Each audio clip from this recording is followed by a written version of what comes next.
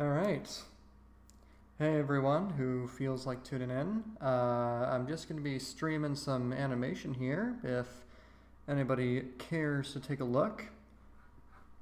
If you have any questions, feel free to drop them in the chat and I will answer them as I go.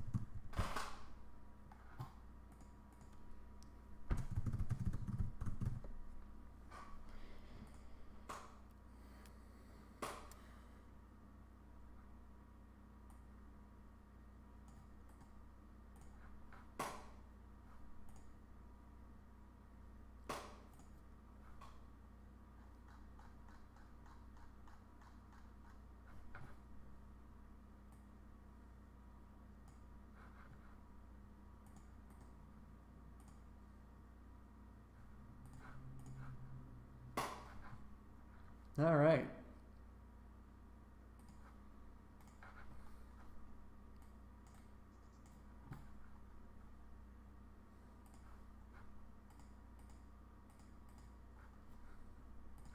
So essentially what I'm doing here is I'm doing a skateboarding bit in my animation here where he essentially comes down to the left, as you can see through the onion skin, and he's going to be doing a kickflip from the left part of the screen to the right. And then that's going to be like the main thing that he does for this animation. And yeah, and then after that I figure out how I'm going to make it transition into something else.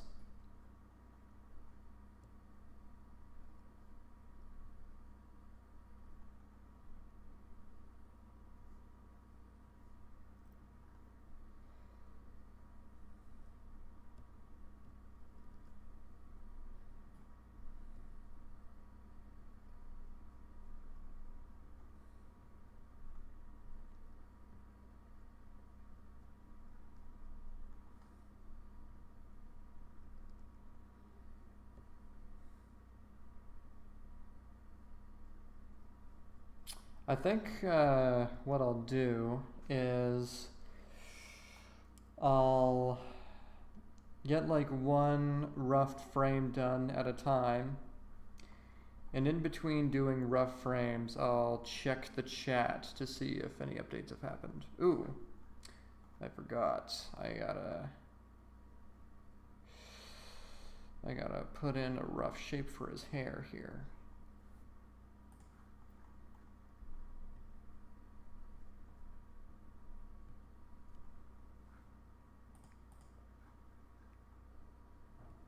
Before I go any further with that.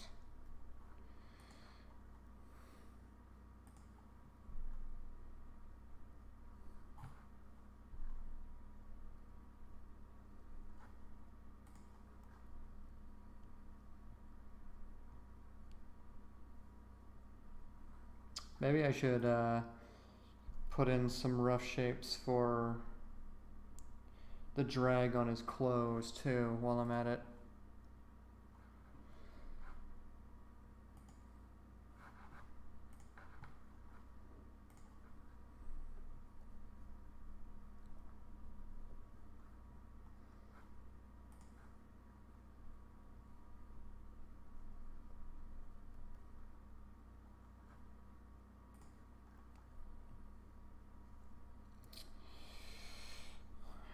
I wonder how that looks in sequence. Probably pretty good, but...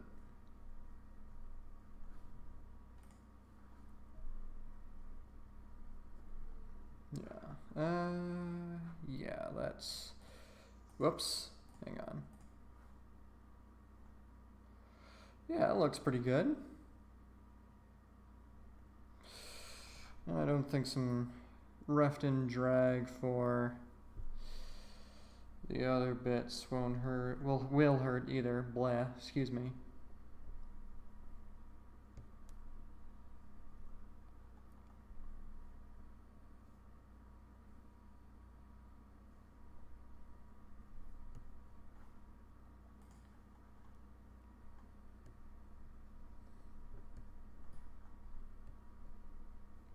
His arms are coming down, so they're naturally gonna flow down like that. And I think the force from him bending down would make his shirt kind of, like the bottom of his shirt, fold down like that, if I'm not mistaken.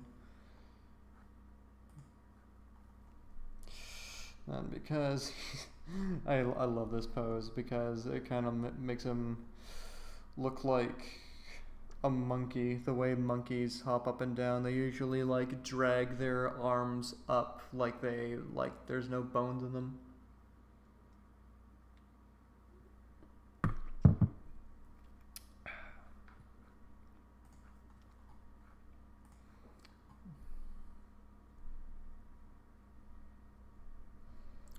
That. And you may notice that when I'm in this stage of animation, I don't usually worry too much about the details. I don't even worry that much about keeping him on model for the time being, because the main thing when figuring out how an animation is going to go in the beginning is just making the movement appealing. That's what matters most at the end of the day. To a point where even if one of the in-between frames is pretty off model, it goes by so quickly that like most people would never notice, and people who do notice would probably think it's just a smear or something. So a big charm of animation, I think, is knowing what you can and can't get away with, but that's just me. Oh, apparently my link's not working. Maybe that's not how you share it? Hang on. Give me a second here.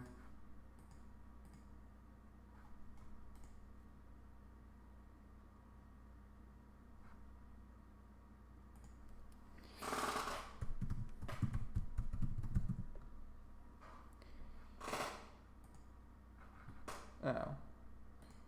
Maybe I can share it that way.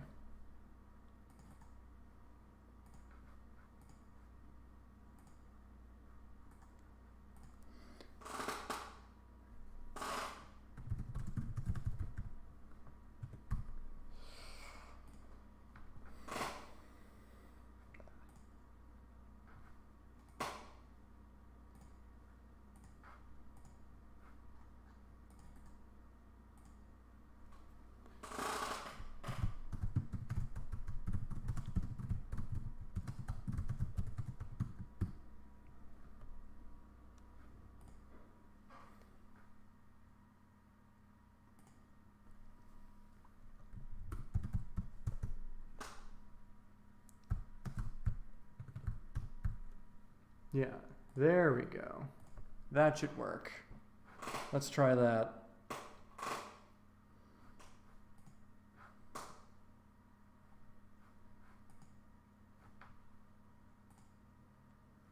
Hey Matt, how's it going?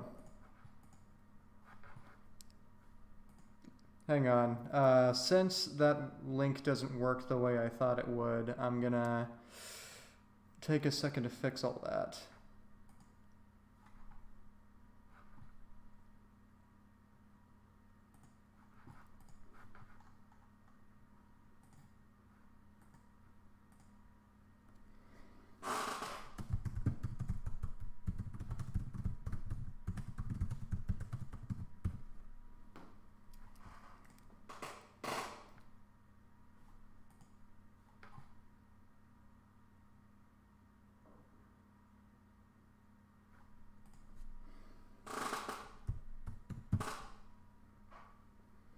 Okay, back to business here. Yeah. Can you tell streaming is not exactly something I'm comfortable with, since sharing it did not work the way I thought it would, and also I know that there's like a bit of a delay between me things showing up in my chat and stuff like that, and me saying them, if that makes any sense. But you know,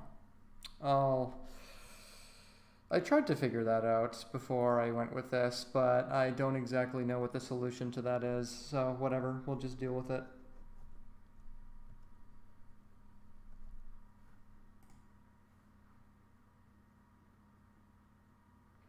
Could be better. Building a PSD I've been working on for over a year back from the ground. Oh, wait, hang on. Did you lose all of that data? Like, did you lose over a year's worth of work?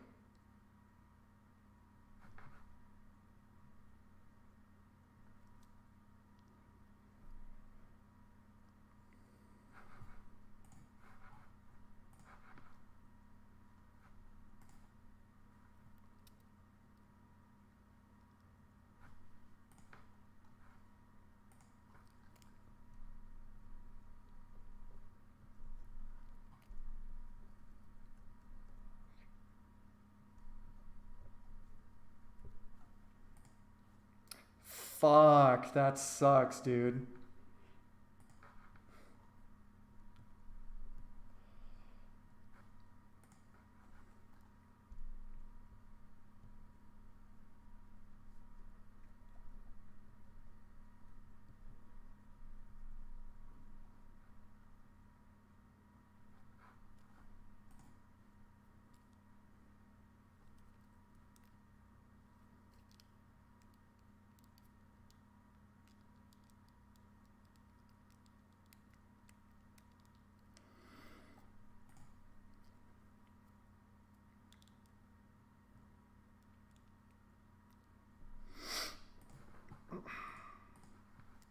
Yeah, now I can come back to this frame.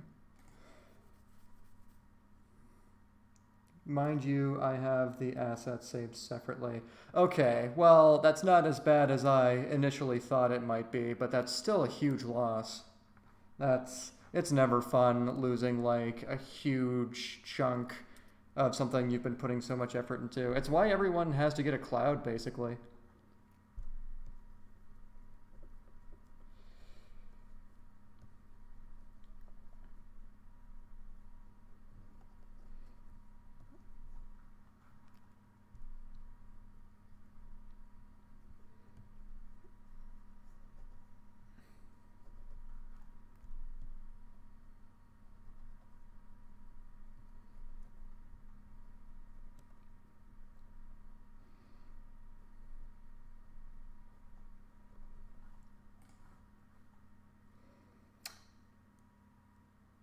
Deadass wanted to scream Darth Vader style. No!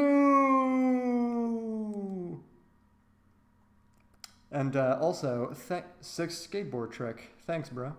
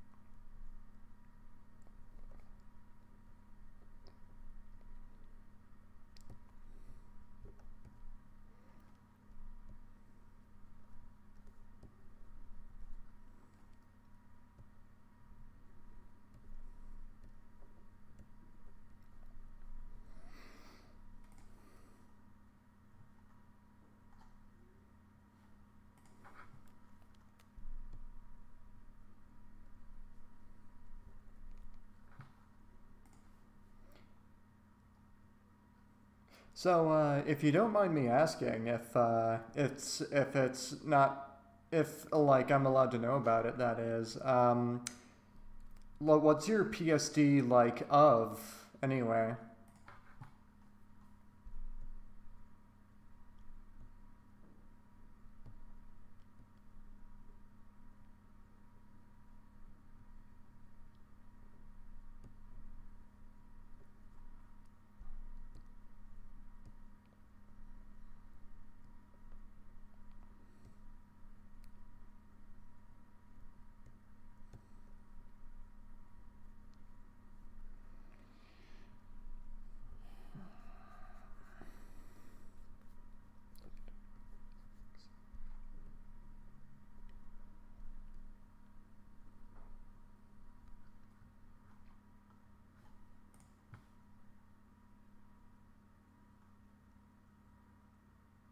Illustrating a children's book. Oh, that's nice. I've thought about doing that. In fact, I almost had a gig of that sort a long, long time ago, and it never amounted to anything. But it's something that I think would be a lot of fun to do because illustrating children's books would be rad.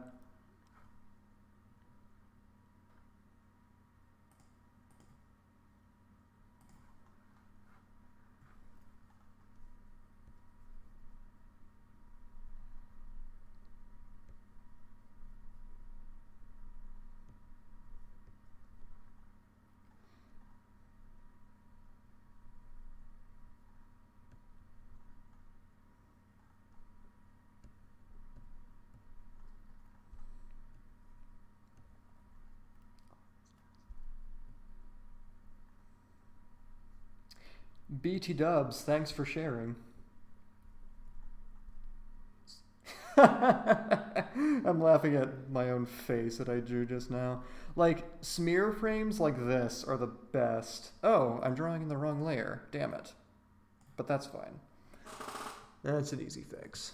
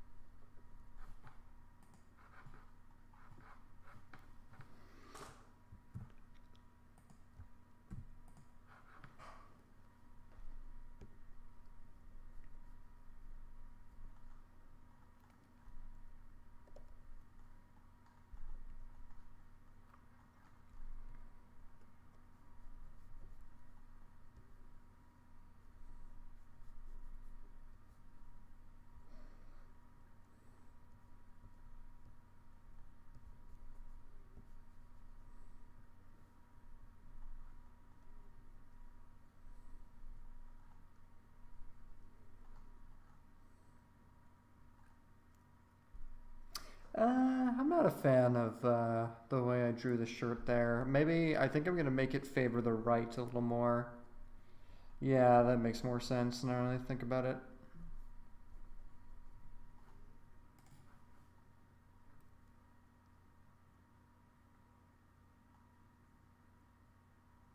Oh, before I started the stream, uh,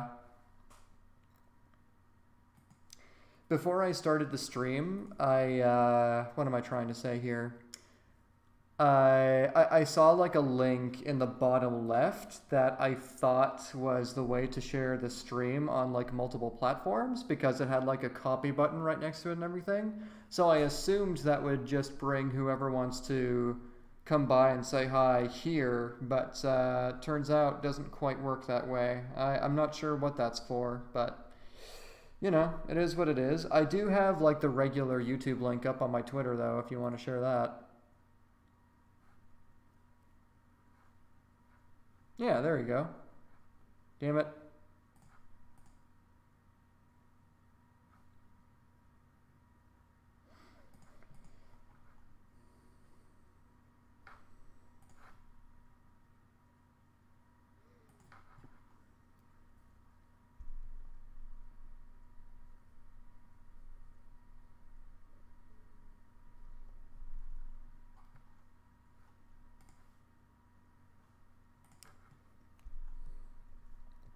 Streaming in general is a very strange thing to me because I don't know. There's all these technical aspects that are just go right over my head. Like, I can't even think of any that come to mind. But it's like apparently, like the delay is just something you can't really do anything about. You can try lowering your bit rate to make it faster or something like that. But then like the video quality is piss poor. So what's the point? It all just depends on everyone's collective internet speed, I guess, and mine's not the very best, but whatever.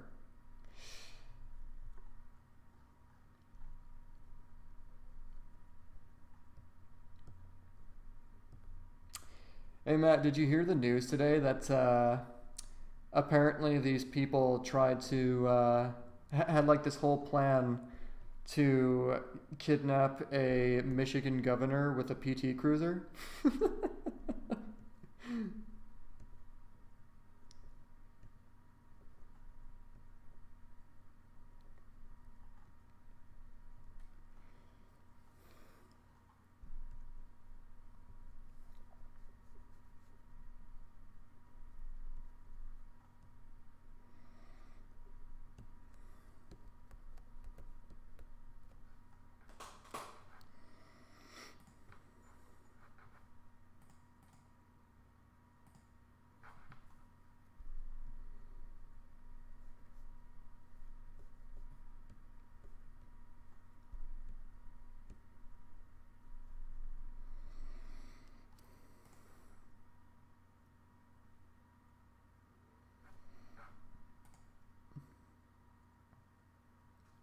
No intelligence points there, indeed. And what makes that video footage so funny is that the guy who's talking in it, like he's talking directly into the camera at one point, and he's like, yeah, if you try to interfere with our plan in any way, you're just dead, period. I'm gonna mess you up, dude, blah, blah, blah, blah, blah.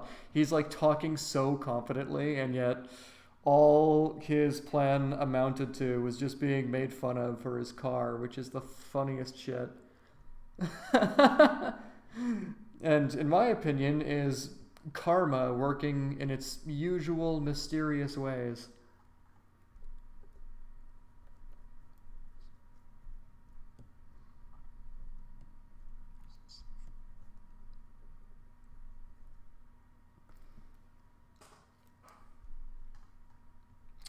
This is probably my favorite frame so far, just because I like the way his shape is kind of turning out because everything's kind of flowing into the same direction.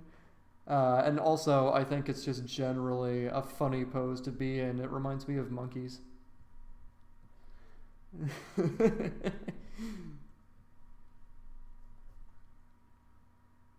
uh, hmm. I wonder if there's a better way to position this right arm here. Or screen left arm, I guess you could say. Is that better? Oh no. Nope, I take it back. That's not working out the way I thought it would. Yeah, it was better the way it was before. Okay.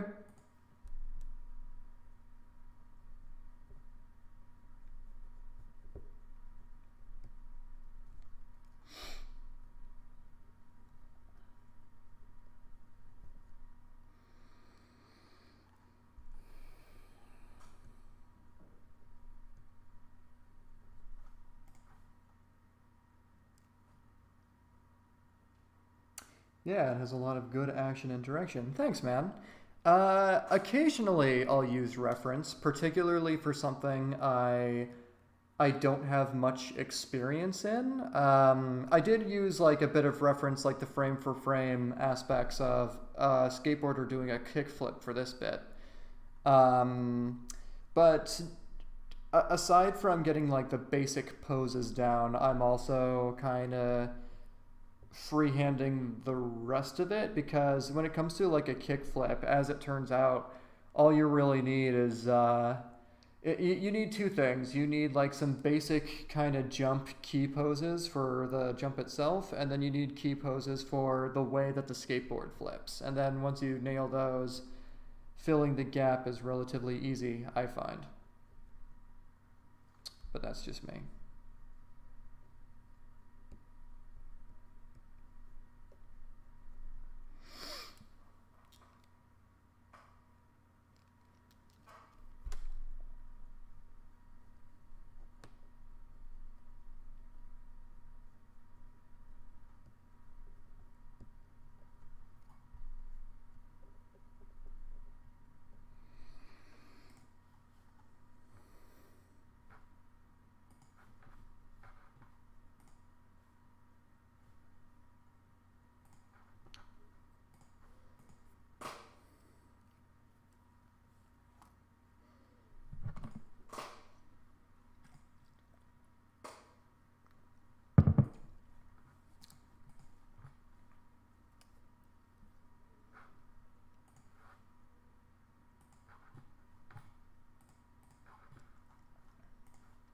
Looking good so far. Thank you. Considering I have almost no. Oh, dude, like, not only do I not have. Sorry, that was my phone. Not only do I not have any skateboarding experience, I am flat out, like, the least athletically competent person on planet Earth. Like, no joke. I'm just a nightmare. I can't do anything that requires any, like physical skill.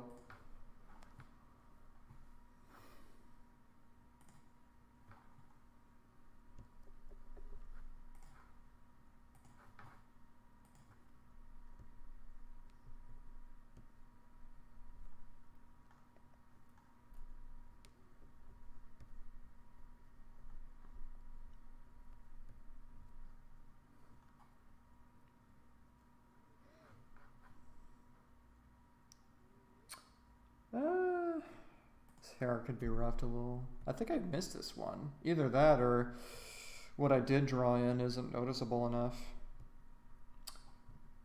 Yeah. Actually, before I do that, we should do this frame first.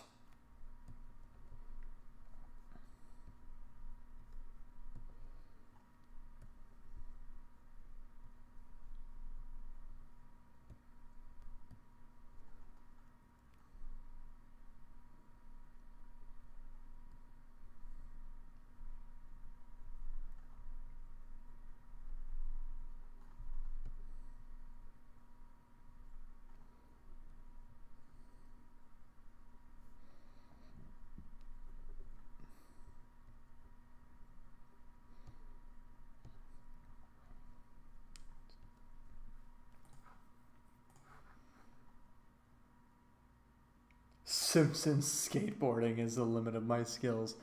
Oh man, you know, I will say, I'm assuming Simpsons skateboarding is a video game. I will say I was very big on the Tony Hawk games back in my childhood, and that was mainly because my older siblings were really into them, so a lot of time was spent just playing those games with them. And they were really fun. And I'm semi excited for the Tony Hawk series to make like a big grand comeback because I did have a lot of fun with them back in the day.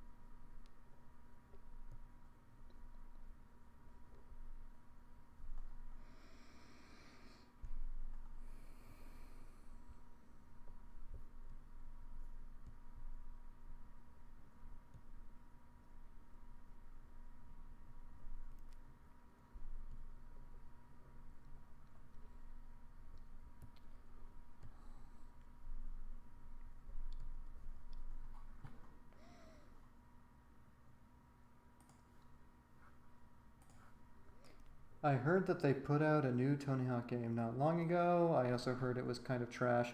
Oh, yeah. The Tony Hawk games have unfortunately had a very poor couple of years. And that's why I said, like, a big grand comeback where, like, a new Tony Hawk game comes out and it's amazing. Like, that's what I want to happen again. And the new Pro Skater reboots, they look pretty the new underground ones coming out soon, they look pretty legit from what I've seen. Um, but you know, it's all just wishful thinking, admittedly, because the last couple ones have either been too gimmicky or they've been just very bare bones, like rushed for release date, and there's pretty much nothing to them. Yeah, that Tony Hawk series has not hit its stride recently, which is too bad because when it's fun, it's really really fun. But you know, you know what else I really want to come back? Fucking Jet Set Radio, like that. Those games were the fucking bomb back in the day. And God knows Sega could use...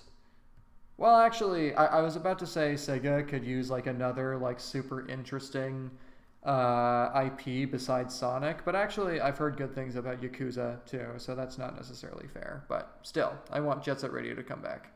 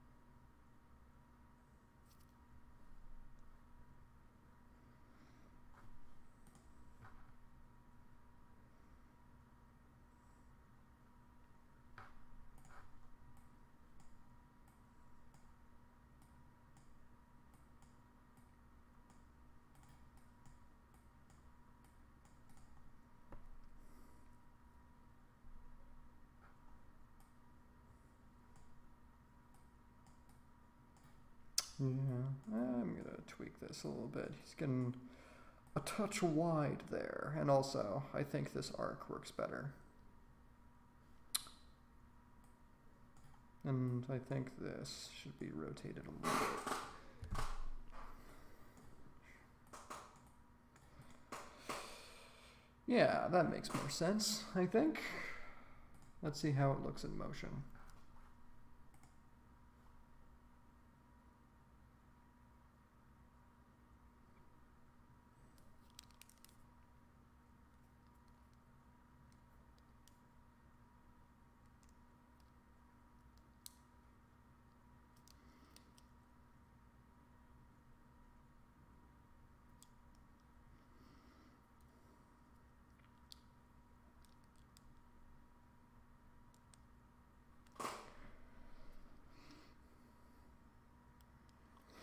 Okay. That's looking pretty good.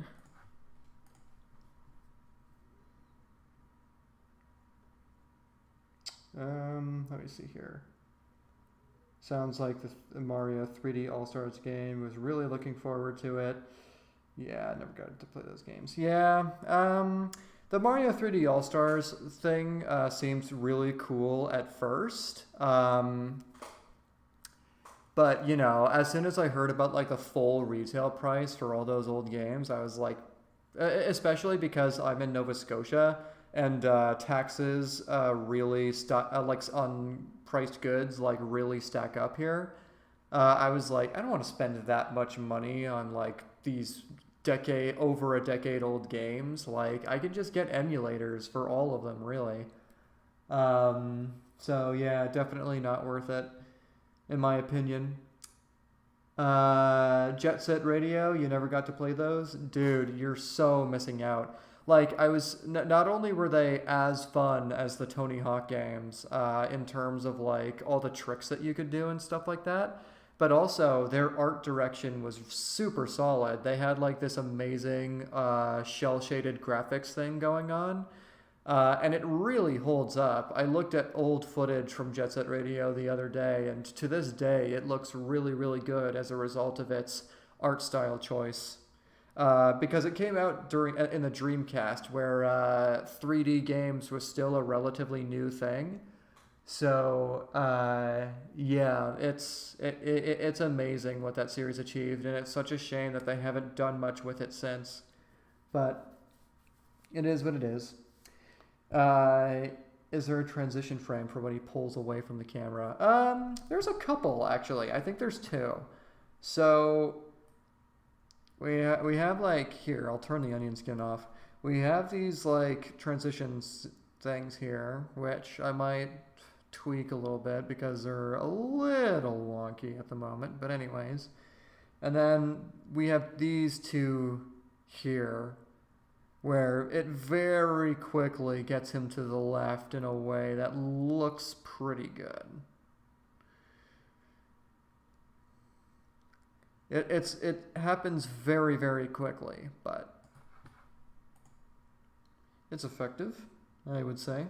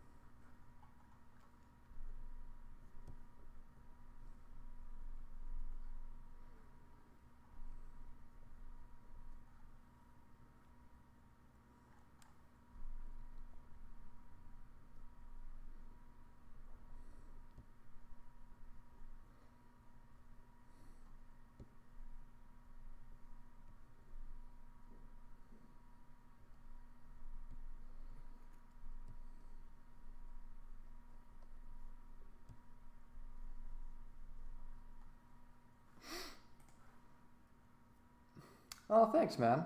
I appreciate that. Hey, by the way, are you still looking for full-time work, or did you find something?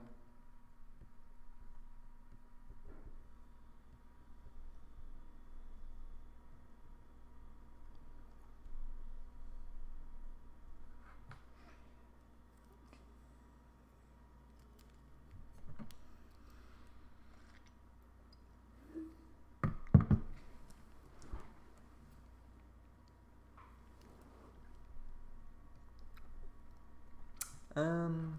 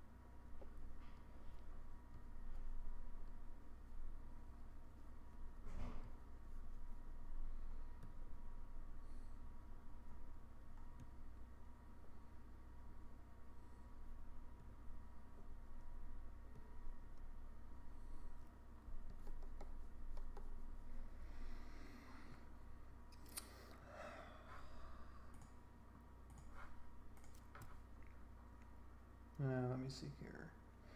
Like, I have something, but I'm looking for animation work. But right now, remote works best. I saw a studio up in your area reached out to me, but there's no way.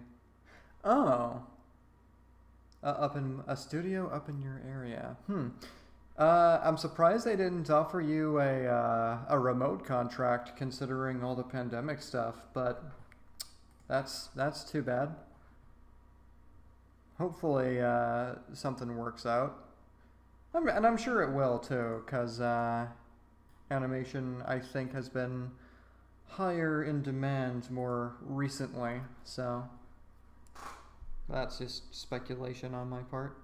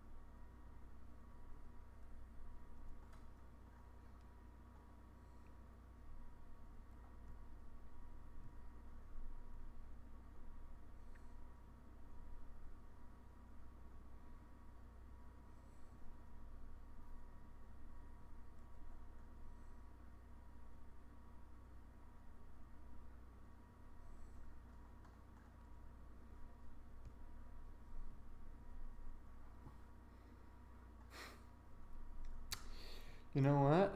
Since the shirt rides up this high on this frame, what do we say we give this skateboarding gentleman a nice old six-pack? There we go. Yes, he's a very fit man. And it has nothing to do with the fact that I like drawing big muscle men.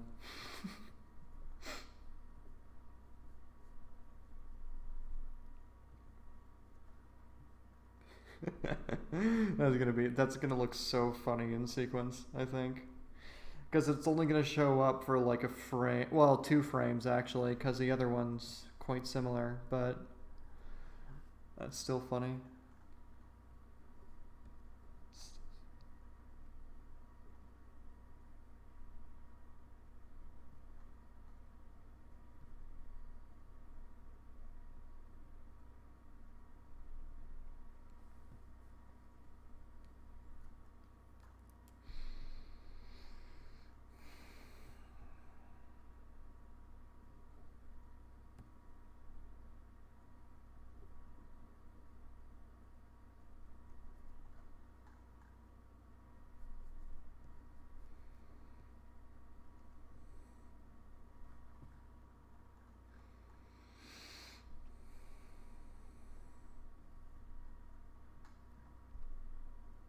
Oh, I forgot to draw his helmet.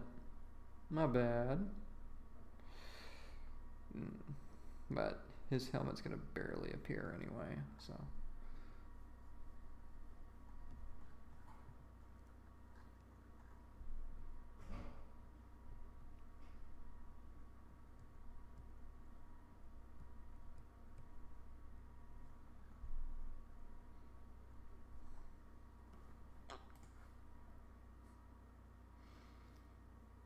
Talking to someone who's pretty involved in animation out in LA, so something maybe in the works.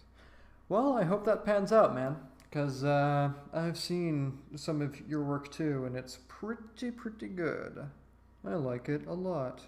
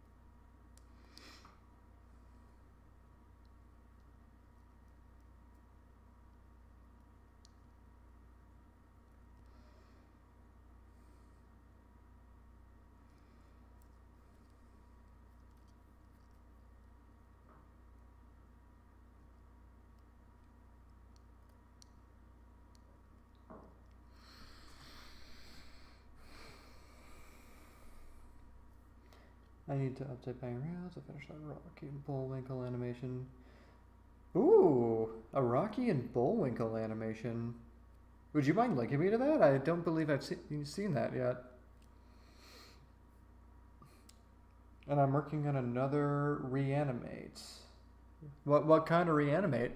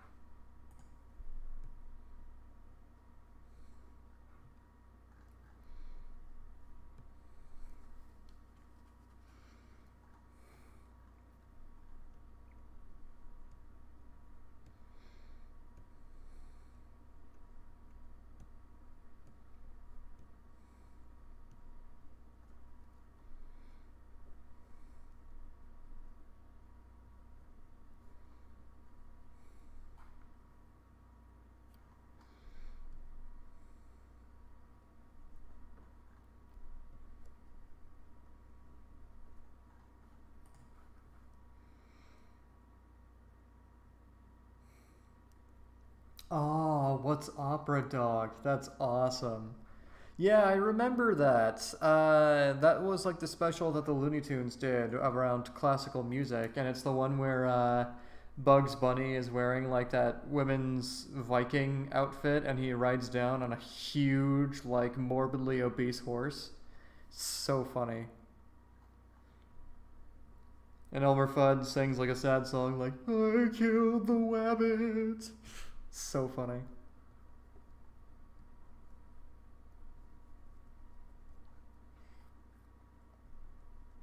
I gotta get more involved in reanimated collabs. I've only done a couple, and wouldn't you believe it, neither of which have really went anywhere yet.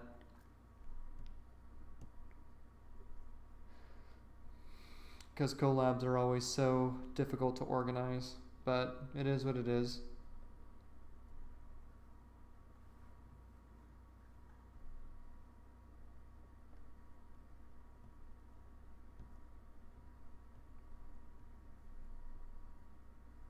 But whatever. The sections I did for those are still good demo reel material, so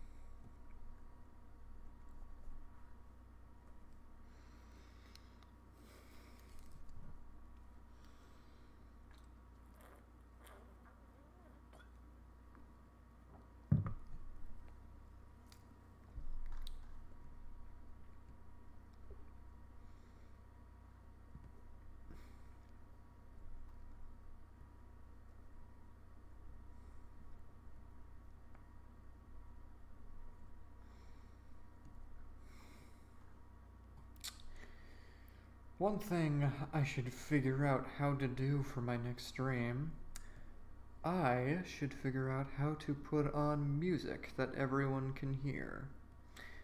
and I have an idea as to what kind of music I can put on, but I would have to talk to the guy first to make sure it's okay with him.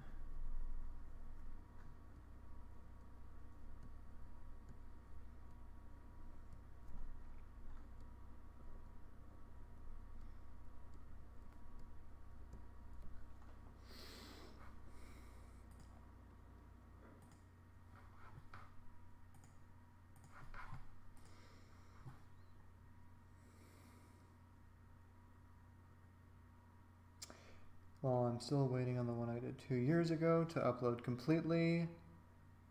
Rabbit of Seville. I don't remember Rabbit of Seville, actually. Hang on.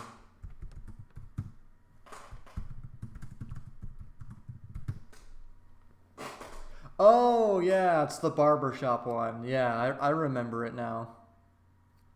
Man, you get involved in a lot of Bugs Bunny stuff. That's cool.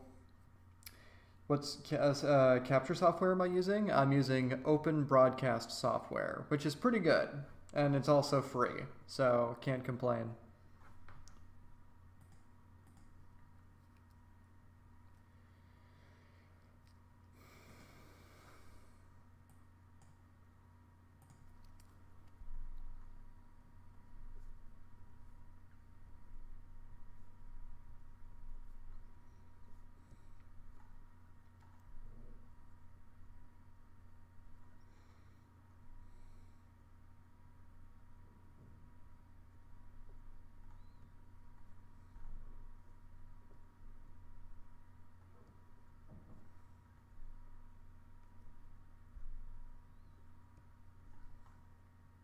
Actually, no. His eyes shouldn't be open on this one.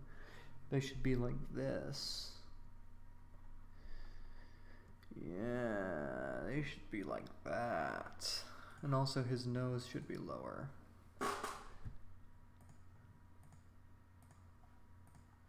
I should probably do these on a separate layer, but that's fine.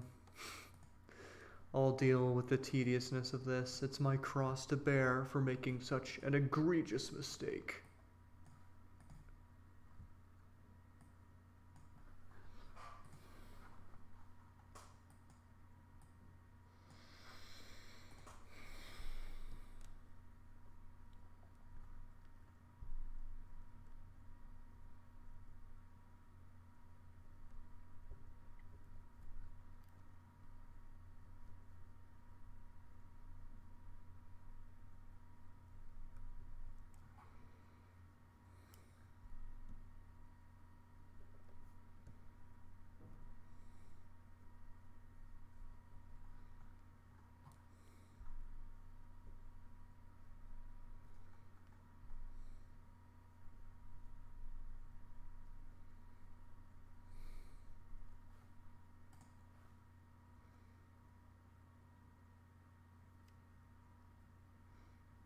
But broadcast sounds from your computer. Yeah, I'm sure that there's some way to do that. No doubt about that. It's just a matter of taking the time to figure all that out. But, you know, that's a question for another day.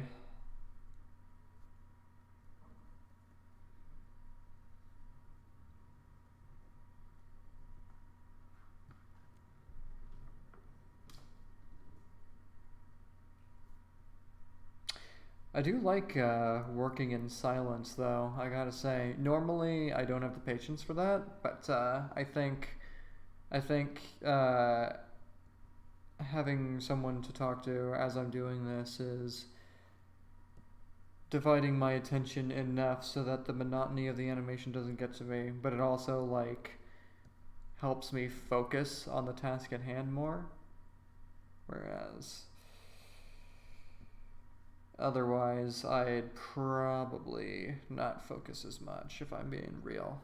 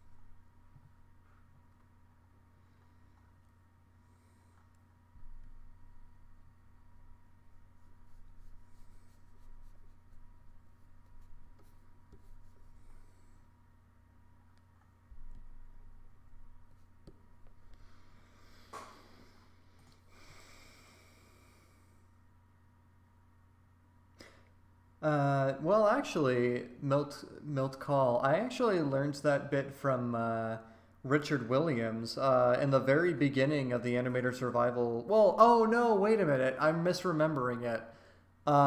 Milt Call is like the one who was so offended by Richard Williams' question of what music do you like to listen to while you're animating. Yeah, I'm misremembering that. But yeah, I normally don't do this. I can't think of a single animator who does. But, you know,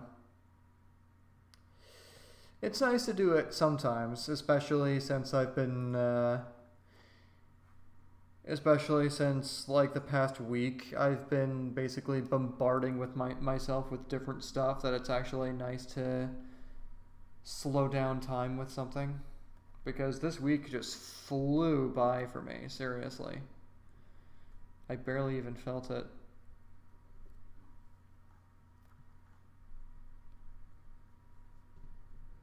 I can't believe it's Saturday, Jesus.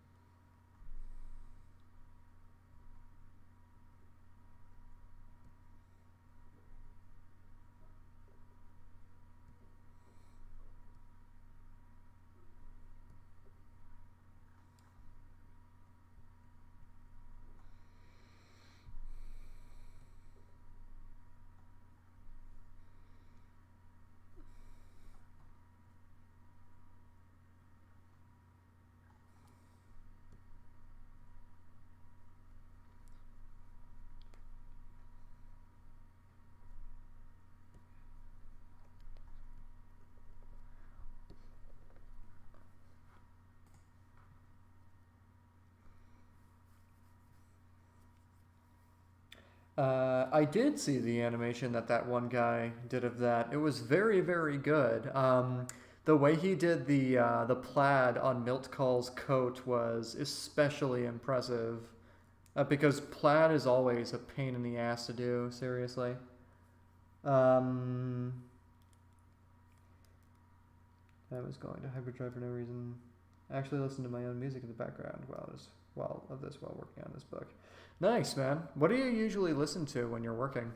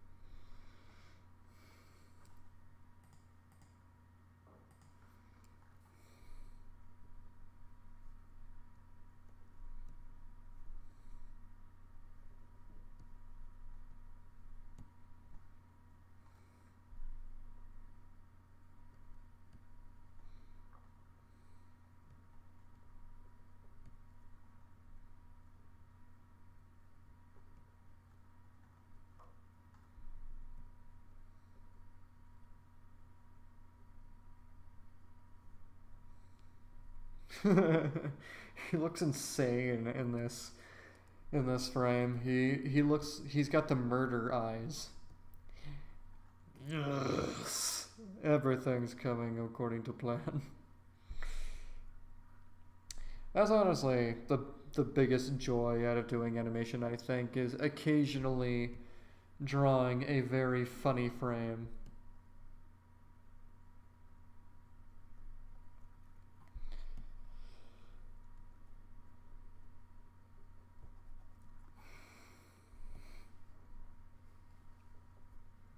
I especially love those frames in old Disney movies where the characters just look absolutely nuts. Like freeze framing, freeze framing Beauty and the Beast is an amazing experience because it's wonderful seeing how fucked up Gaston's face can get sometimes.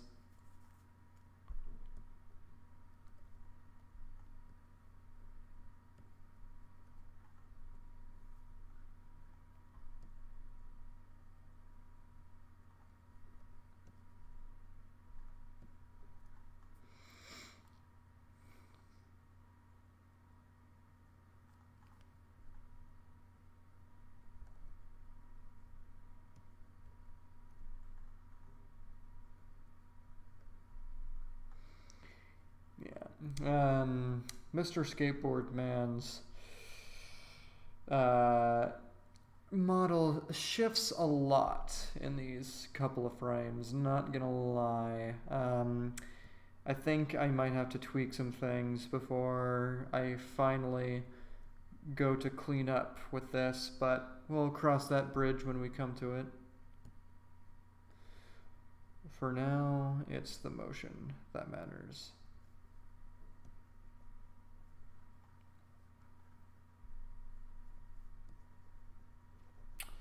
Not looking forward to doing cleanup on this because that's going to be tedious as shit.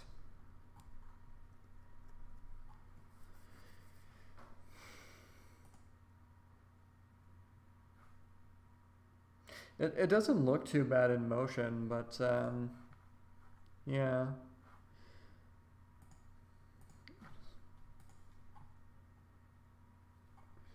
Let me see here. Oh, I missed a number of messages. Here we go. I can't not. Actually, this varies, but I usually listen to lo-fi. Sometimes about it helps me focus. Something about it, rather, helps me focus for long periods of time. I've heard that, and sometimes I'll listen to lo-fi, but for me, it's a lot of... I'm all over the board, and I'm constantly changing what I'm in the mood for. Like sometimes I'll be into 60s acoustic music, like the Beatles, Simon and Garfunkel, stuff like that, Bob Dylan. Other times I'll be all about rap music. Other times I'll be all about metal. Other times I'll be all about psychedelic. I'm just all over the place when it comes to things I want to listen to.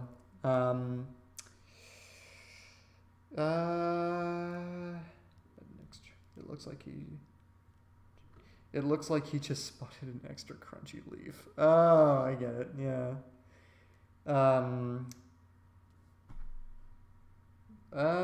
Simpsons is very similar in that respect. Yeah, cleanup is absolutely the worst for sure.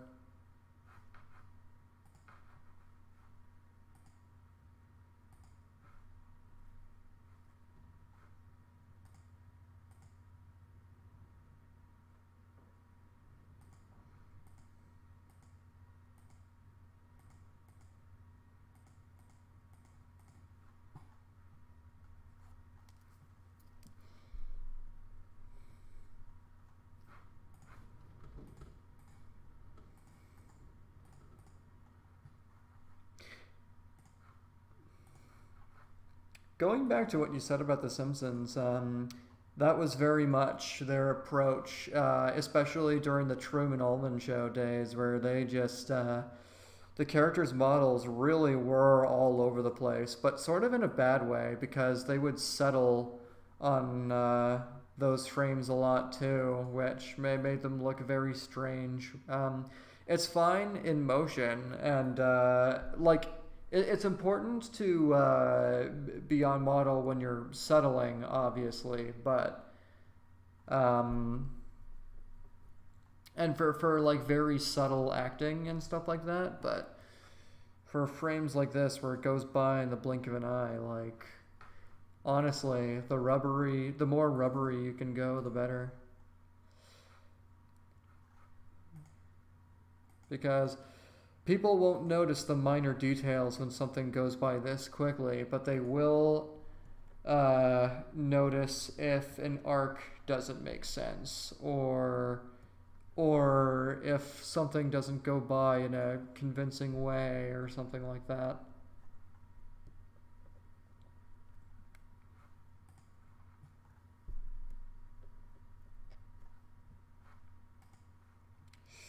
And luckily, the project I'm doing is very fast paced. It never really lets up.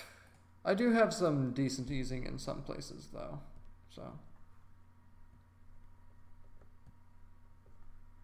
Forgot the knee pads. How could I forget the knee pads? What am I doing? You gotta have the knee pads.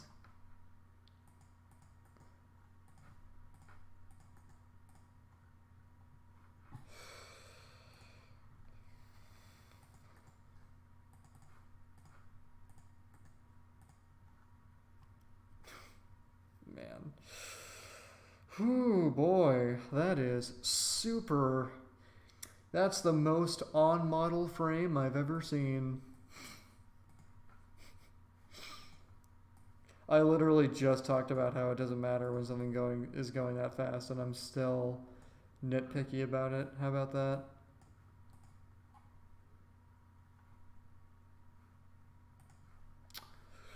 If there's one thing an animator shouldn't be, it's nitpicky.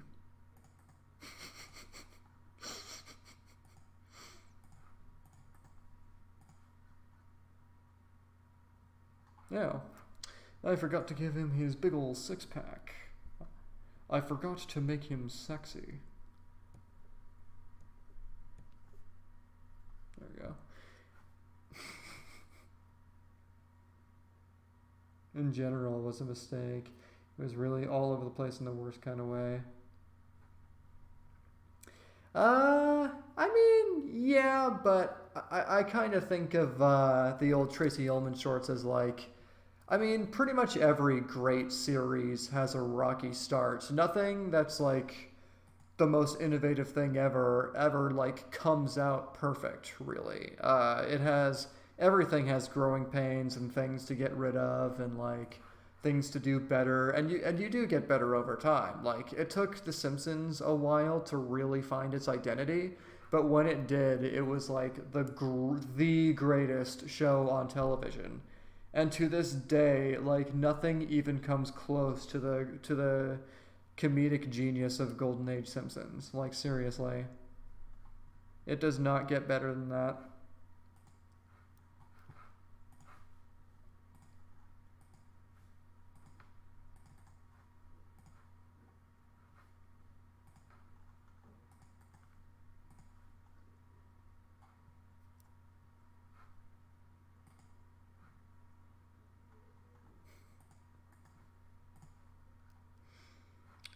Damn it, I forgot his knee pads again. Shit.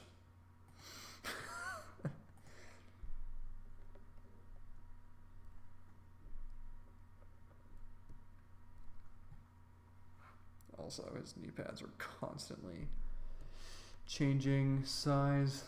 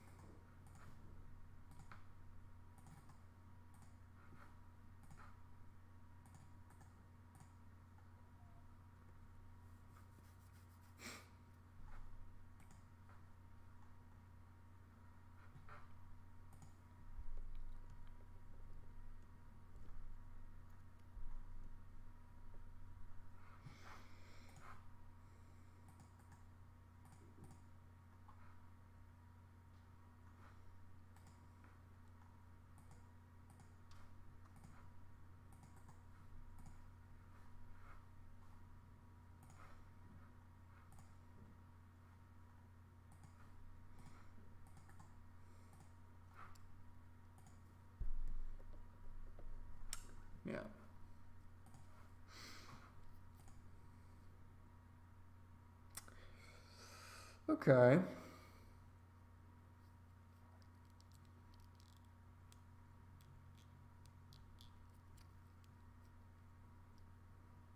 I think I'm happy with that for the time being.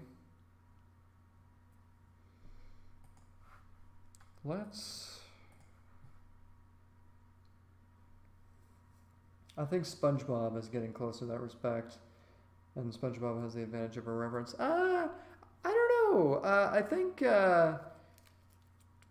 SpongeBob and The Simpsons are pretty comparable in terms of legacy and like what kind of diminishes from that. That being, it's just been going on for so damn long that it's like, I don't know. It's just kind of.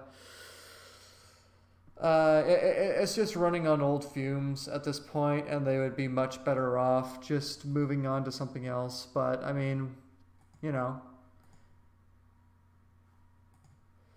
not a whole lot can be done about that. Thank you. I appreciate that. Oh. Oh, yeah, and I see your Rocky and Bullwinkle thing now. I think I did see this, actually. I like your acting choices. They're pretty good.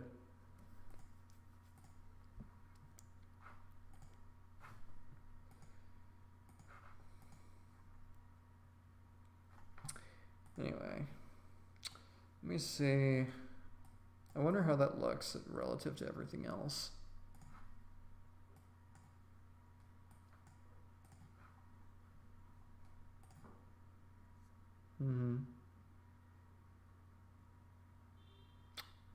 Dang, that frame rate though. Yeah, now it's going faster.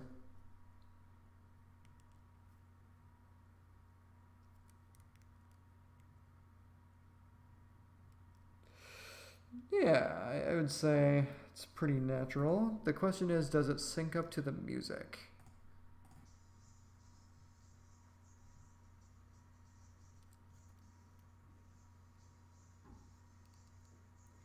Oh, it's a little slow actually.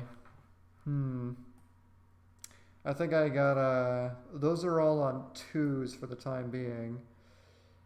I think in order, because this whole thing is synced to music, so I think in order to make that sync a little better, I have to change some of these frames to 1s, but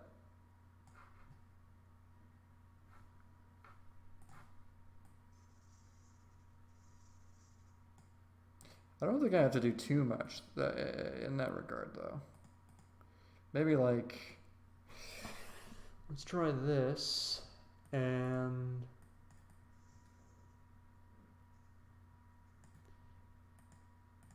let's try that, since that's supposed to be a smear anyway.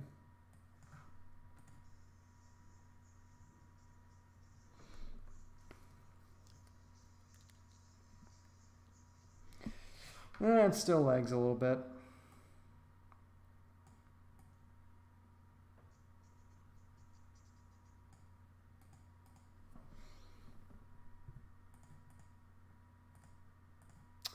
Let's do that too.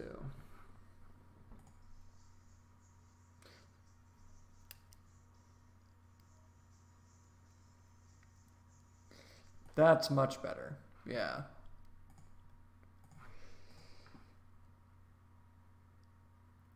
Oh, yeah, tell me about it. Like, I can't even imagine trying to time something like this um, on like regular paper because, like, that.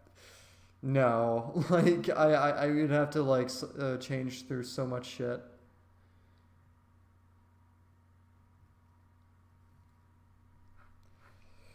Anyway.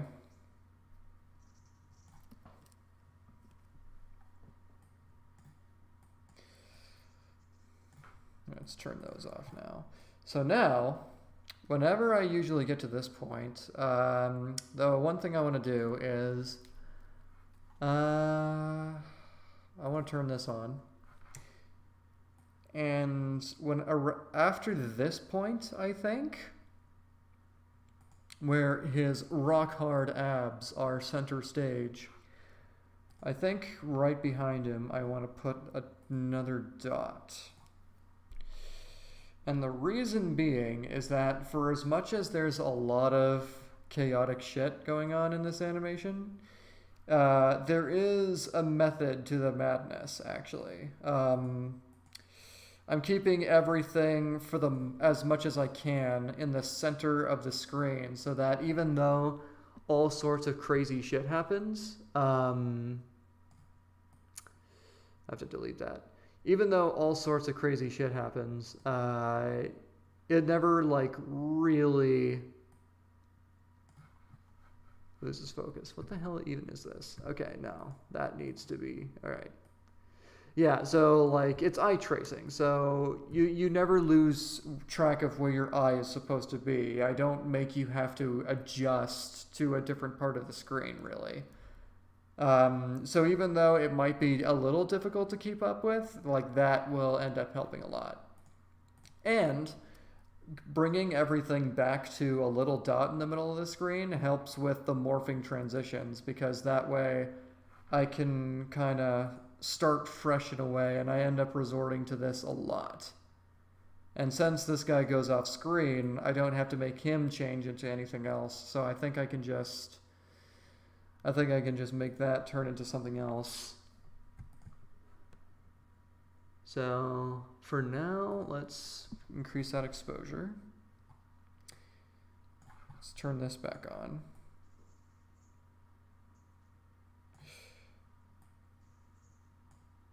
And let's make the new thing here.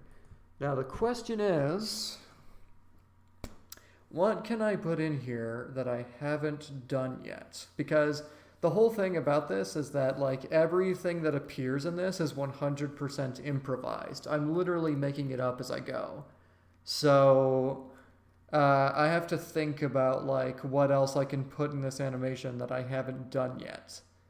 That said, I'm open to suggestions.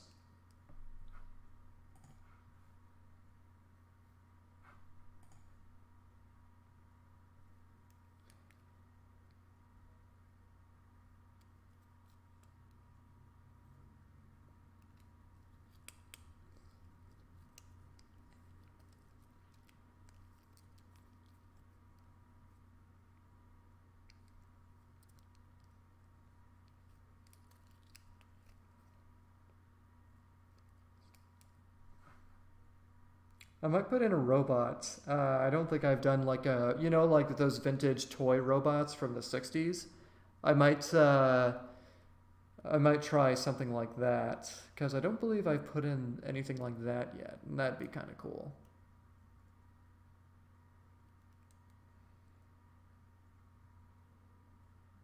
Let me look at the previous versions. Yeah, okay. I think I'll stick with the idea I have now, and then if anything pops up, I will save it in the old memory bank. Yeah, this project gets harder and harder as time goes on, because I'm just filling in as much stuff as I can possibly think of, and that includes like different animals, different kinds of fictional characters, different objects, really. And you can take some creative liberties with it. Like you can, earlier I have like kind of a Hindu god thing with multiple arms, and I had like a cowboy raccoon earlier too. So it doesn't have to be as straightforward as some of my other ideas. You can come up with something very crazy if you so desire.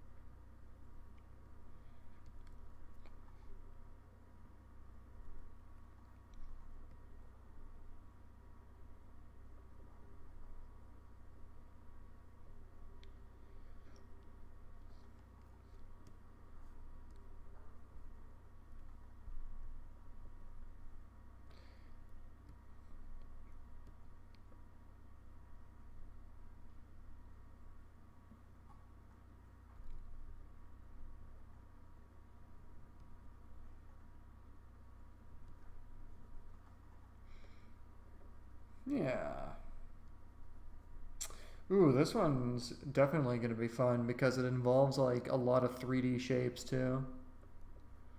Uh,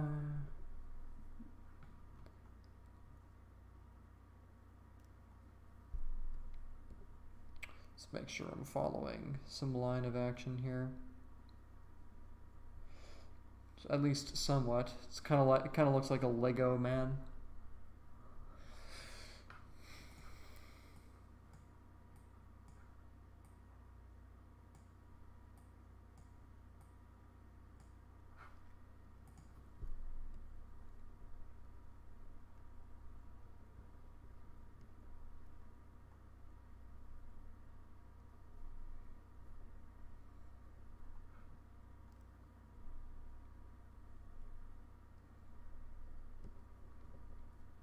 Might have to make it smaller too, so the whole thing fits on screen.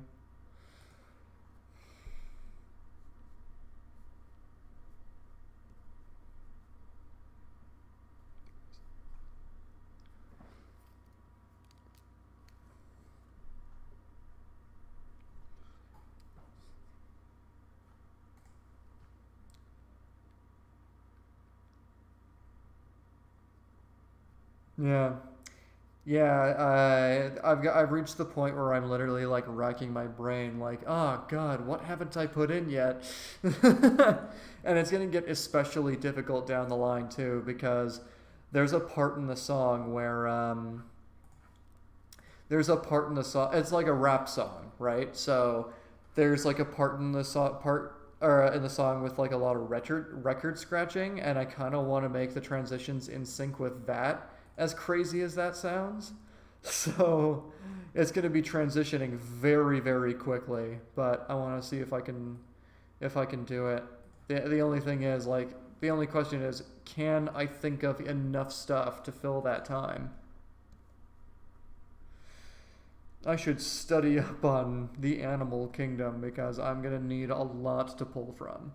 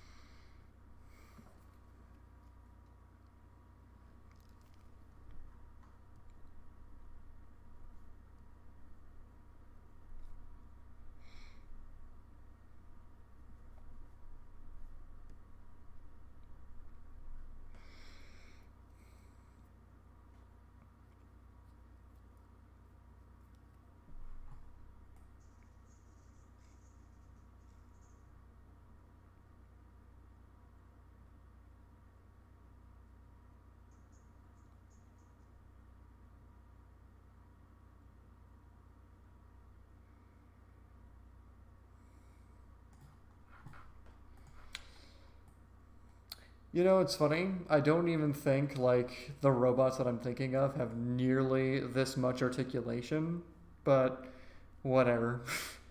This is one of the cool robots that costs like $1,000 per toy.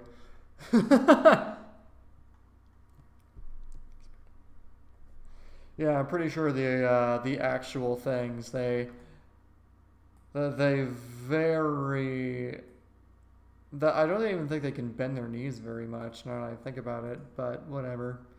This is what we're doing.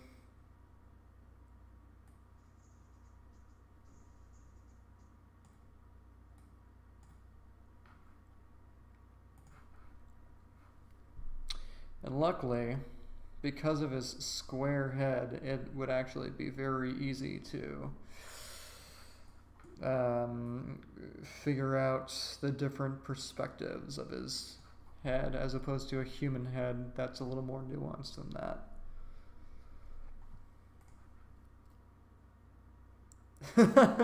That robot is made of rubber. Yeah.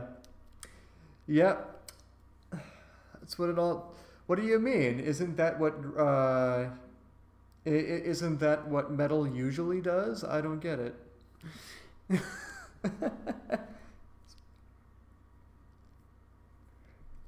Uh, how abstract are you going to go with my subjects?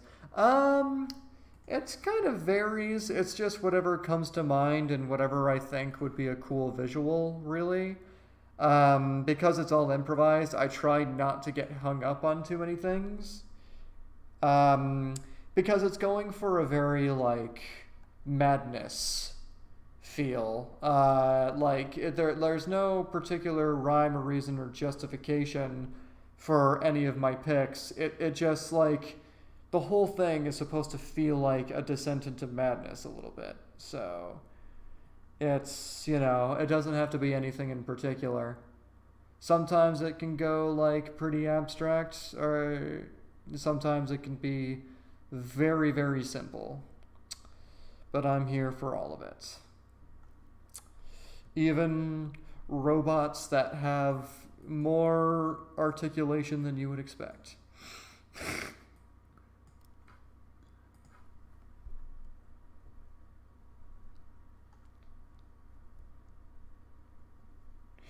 Giving him that Lego T thing that they have at the bottom that connects their legs.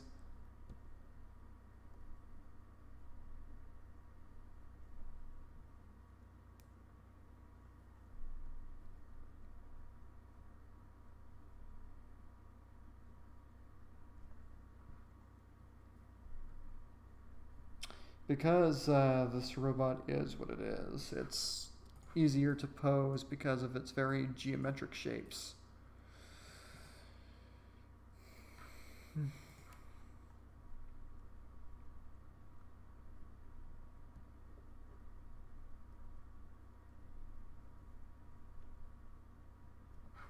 Might have to actually make his elbow here further up.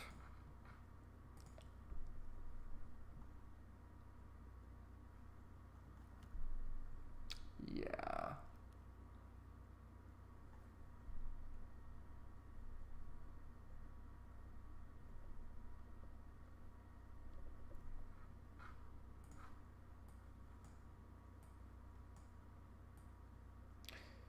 Yeah.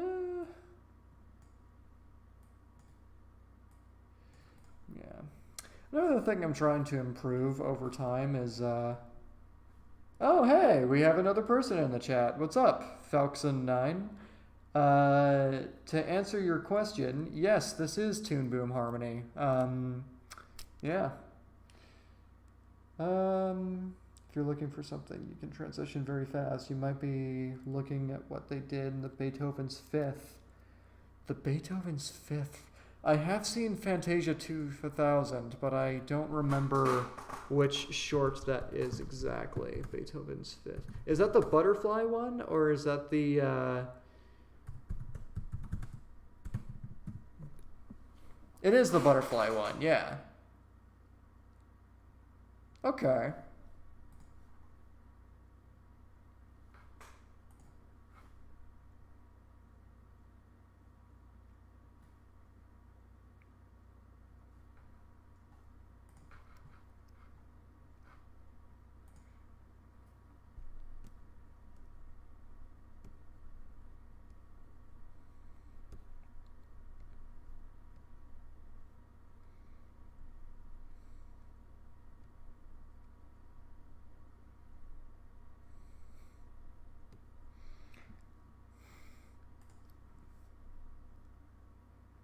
Oh, hey, Nathan.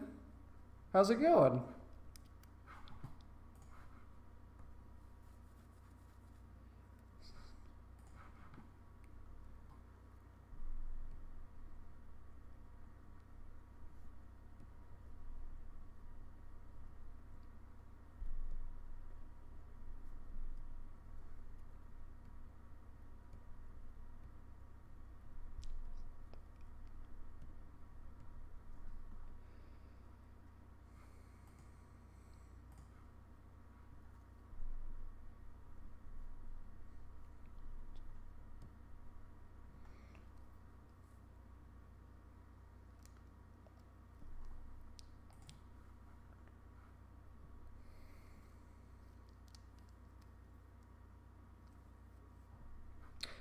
I wonder if, I wonder if I should play with the antennae here and give that a bit of secondary action, actually. Where they're kind of dragging behind and all I do is like rotate them a bit.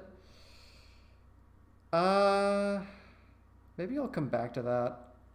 Or maybe it'll work. I mean, we're already breaking typical robot rules with this anyway, so might as well fully commit to that, I guess. Oh, you know what I should do actually? I'm gonna erase this first. I should add some circuitry details and robot nonsense to his chest here. Stuff that looks very science-y, but if you asked me, I could not tell you what it does.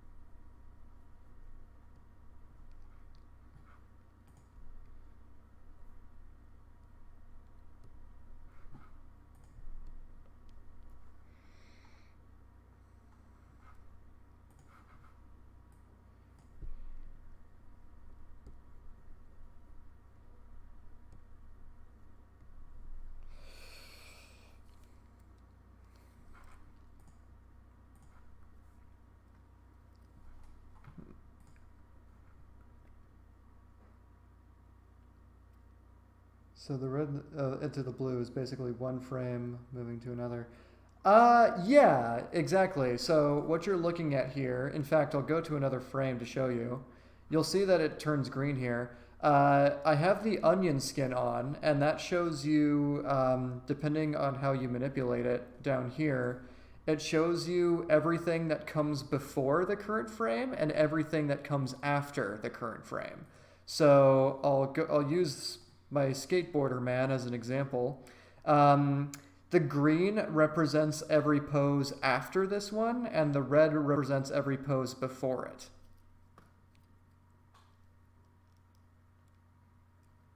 And if I go to this one, yeah, there's the one that we saw before, but now it's in red. And I can extend this to go even further. I can make it very, very messy if I want to, but we're not going to do that.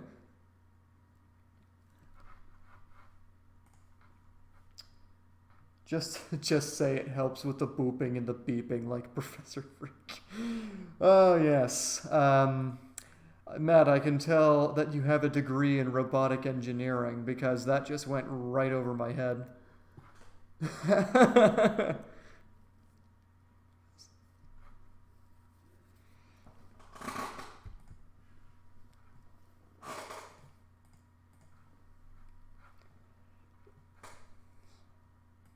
I think what I can do, because my thinking is he's going to take another step in the other direction here. And I can cheat this like the little cheater that I am.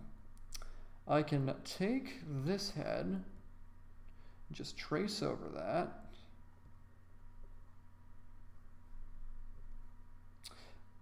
One might say instead I should just copy and paste from the previous frame, and I could do that, but in my opinion, just tracing over something generally looks better, because when you copy paste a bunch of stuff, it looks a little strange, in my opinion, when you play it in sequence, but that's just me.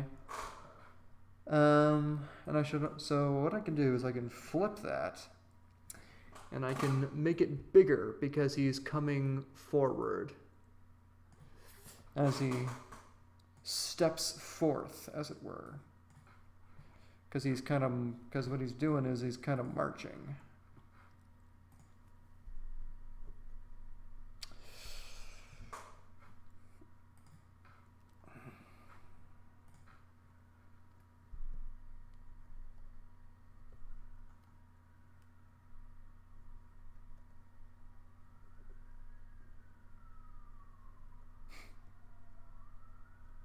I love vintage looking robots like this. I know it's kind of like a cliche design, but I just think they look really neat. I wish more robots in regular fiction kind of had this thing going on. Obviously, like, I don't want them to be nearly as derivative as this, but, you know, it's just something about it is very charming.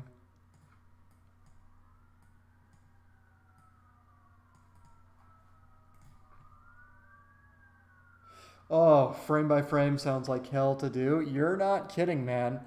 Uh, you know what, Nathan? Just for you, I'm gonna play this real quick from the very beginning because I want you to look at what I've been up to the past little while. Frame 1, actually.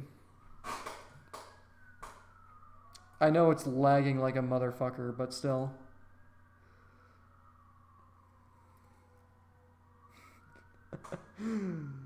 This is my life you're looking at.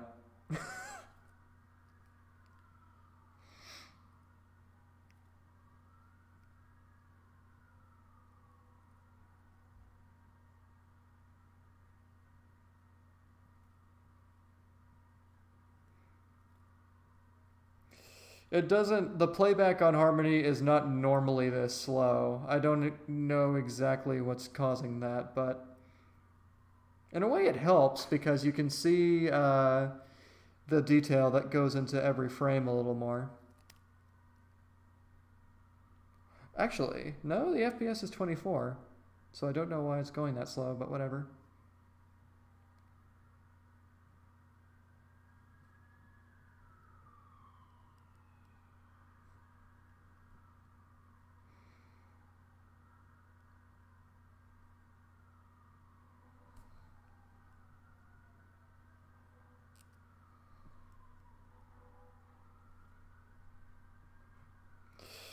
Yep.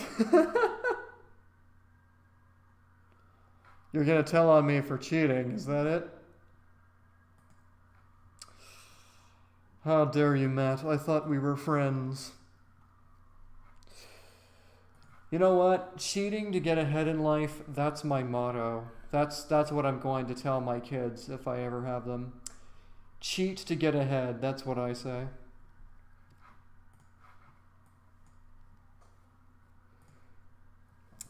I'm gonna write my own animator's survival tip book, guide, Bible. And the very first thing, it's not going to talk about animating in silence. It's going to talk about cheating to get ahead.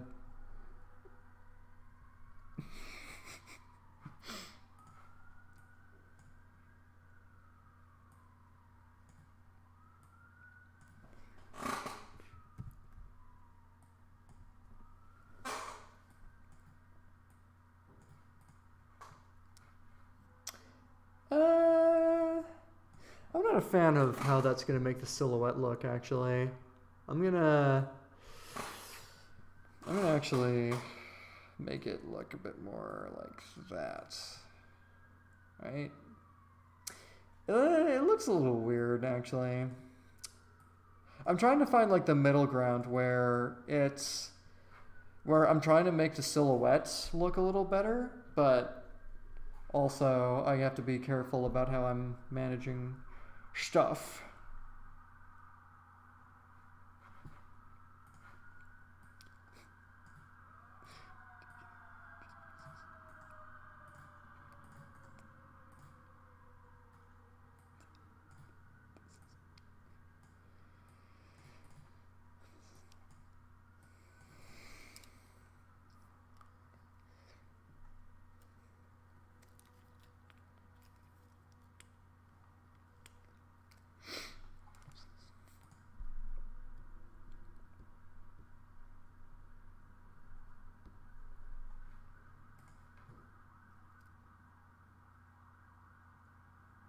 Oh, yeah. I was wondering if you guys could hear the sirens. Yeah, this usually happens on a Saturday night in Halifax, to be honest.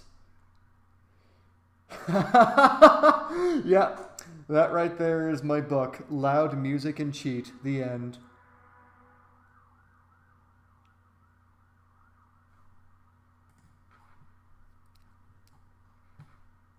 Let's be honest here. All good animators are horrible cheaters. Milt Kahl, cheater. Richard Williams, cheater. Hayao Miyazaki, the biggest cheater of all. All animators are cheaters. And if they're not cheating, they're doing it wrong.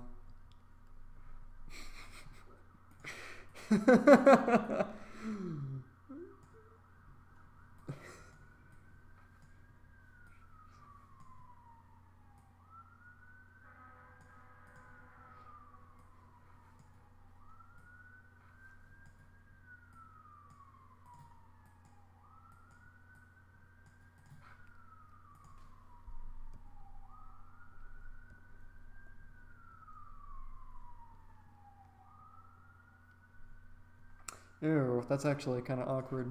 Hang on. I, This footwork is gonna be a little tricky. I think what I gotta do is gotta do that. I don't know what the feet would have to be made of in order to accomplish this, but they're doing it.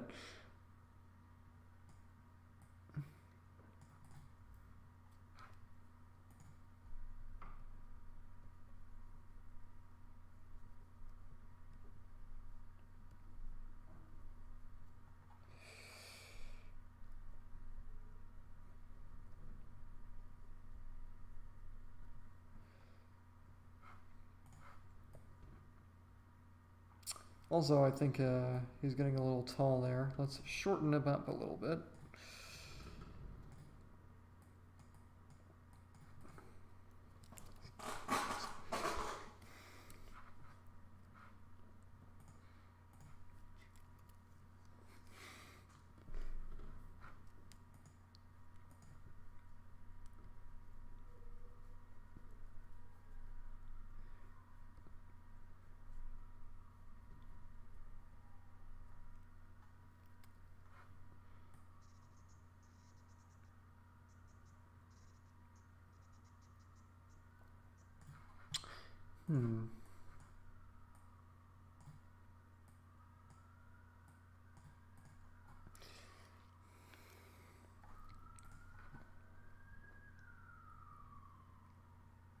You have to find lazy ways to animate to get projects out. Amen to that, brother. In fact, honestly, I think like a lot of the most fundamental animation techniques come from quote unquote cheating. Like smearing is a cheat. Like it's a way to imitate motion blur so that you don't have to fill in all the gaps, and you can make something go by as quickly as possible and it still looks pretty good. Like that's an example of like kind of getting away with something kind of sneaky that most people would never notice.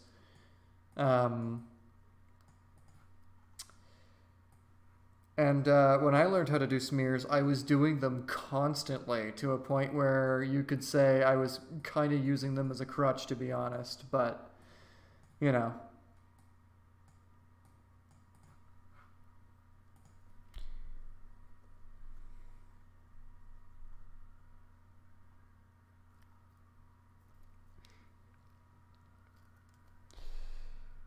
And a lot of modern animation techniques came from the Hanna-Barbera era of animation, where the economy collapsed. You couldn't pay animators to do their usual standard of work, so instead they would come up with all these shortcuts like recycling animation and looping backgrounds and just doing like this paper cutout stuff with Fred Flintstone and that.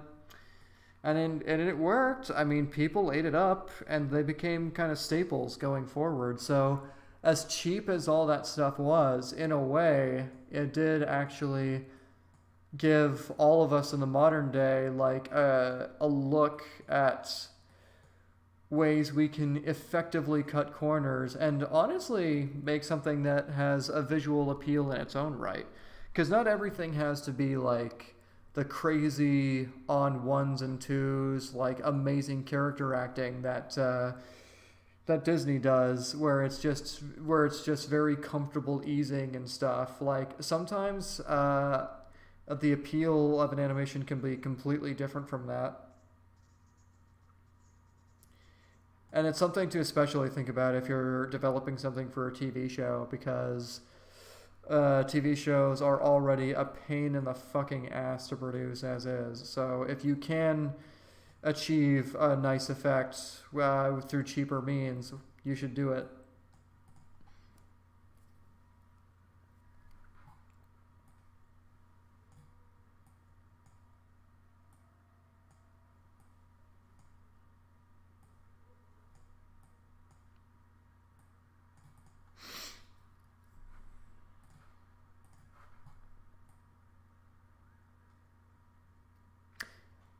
Hmm.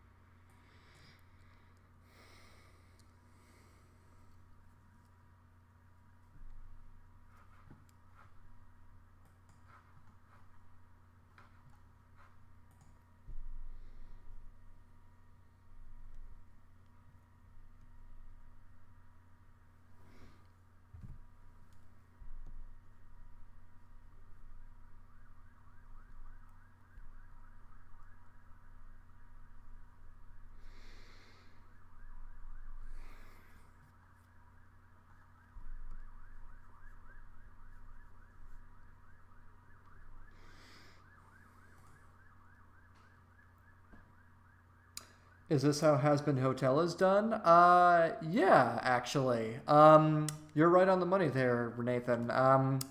Has Been Hotel is completely hand drawn animated frame by frame, and here's a neat trick if you didn't know already. If you watch through Has Been Hotel, you can hit the greater than and less than keys on the keyboard, if you know what I'm talking about. And you can cycle through those frames frame by frame and just look at how many drawings are in a single second. It's nuts.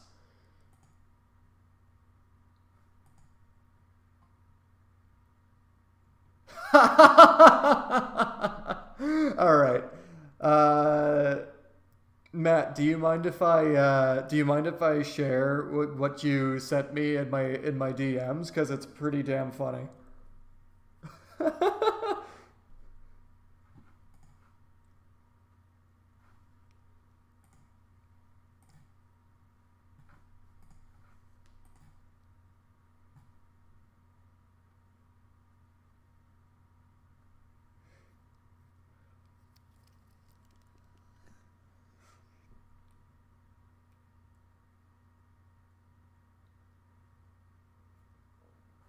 All right, here.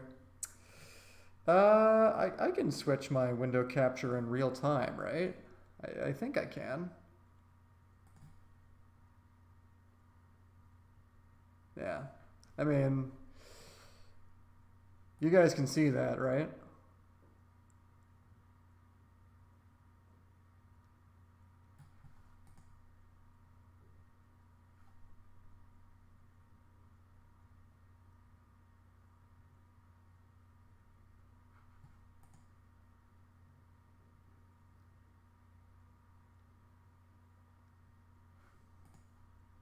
Yeah. Here. I mean, that's enough time to look at it. You get the point.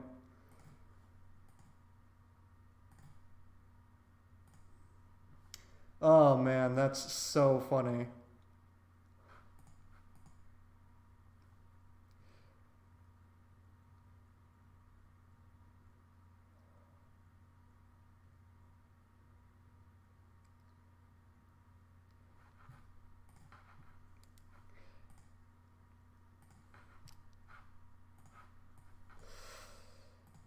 Yeah.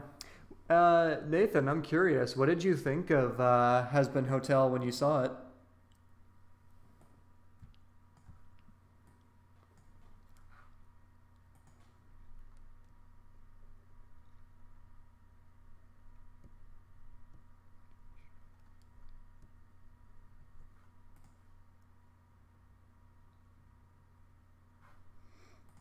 Right now, I'm working on Curious George. I'm a builds artist for that, which means I make the puppets that the animation team makes move themselves rather than like do the actual animation. If that makes any sense.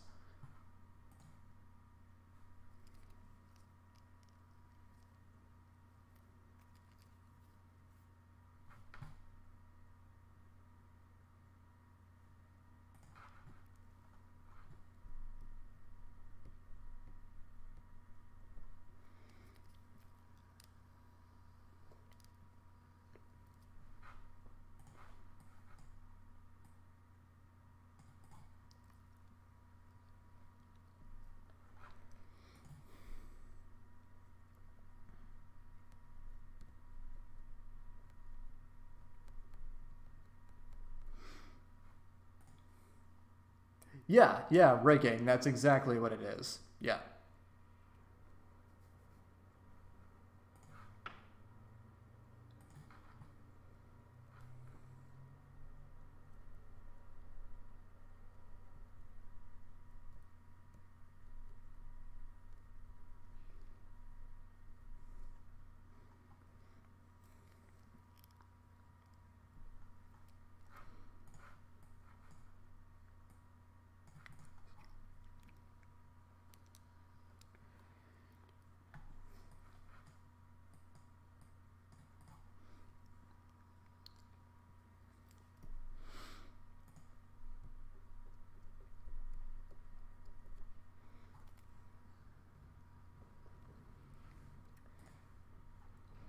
I'm glad you liked Has Been Hotel. It's really damn impressive for what it is. Like, it's like the fact that Vivian Madrano has been accomplishing as much that she's been doing is friggin' unheard of, frankly.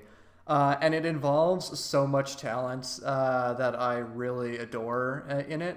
Like, I'm so happy that Stamper has work again as a voice actor.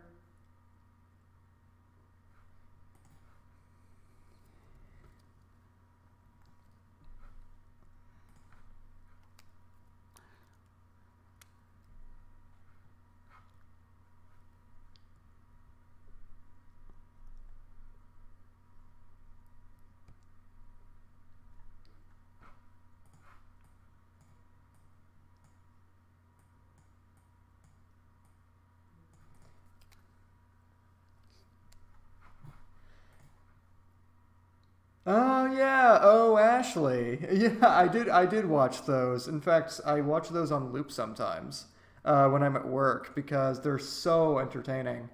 I was going to say, like, if you're into Has Been Hotel, you should definitely watch the Honeycast. But it sounds like you beat me to it, so.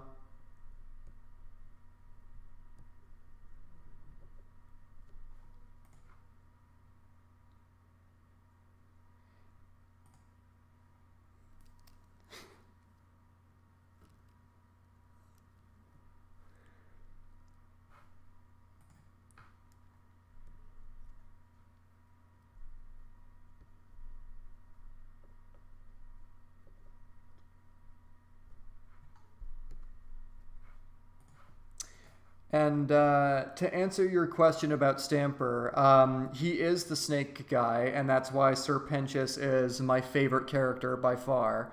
Because Stamper makes anything better. He was the narrator for Battle Block Theater, if you ever listened to that, or if you ever played that, rather. And what else was like a major role of his? Let me think. If you watch like a lot of Newground cartoons, like Rice Pirate stuff, he tends to be a voice actor on that. And He has his own share of Newgrounds cartoons. And he was on Sleepycast, that podcast that was popular for a while, and that's about it.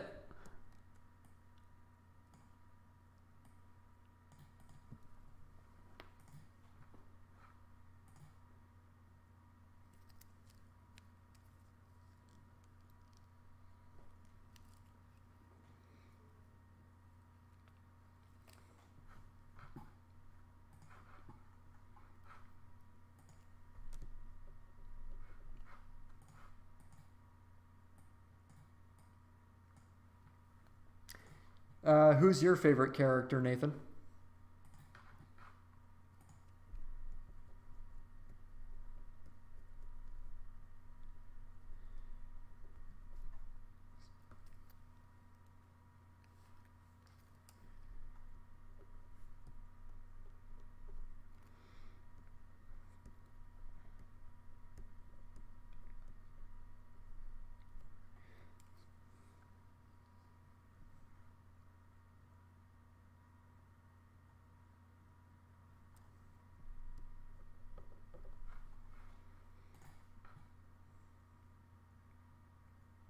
Angel Dust. Oh yeah, Angel Dust is super entertaining too, and he happens to be Vivian's favorite character too. Little known fact: she's openly admitted that Angel Dust is the character that she's put the most work into. So yeah, he's definitely charming.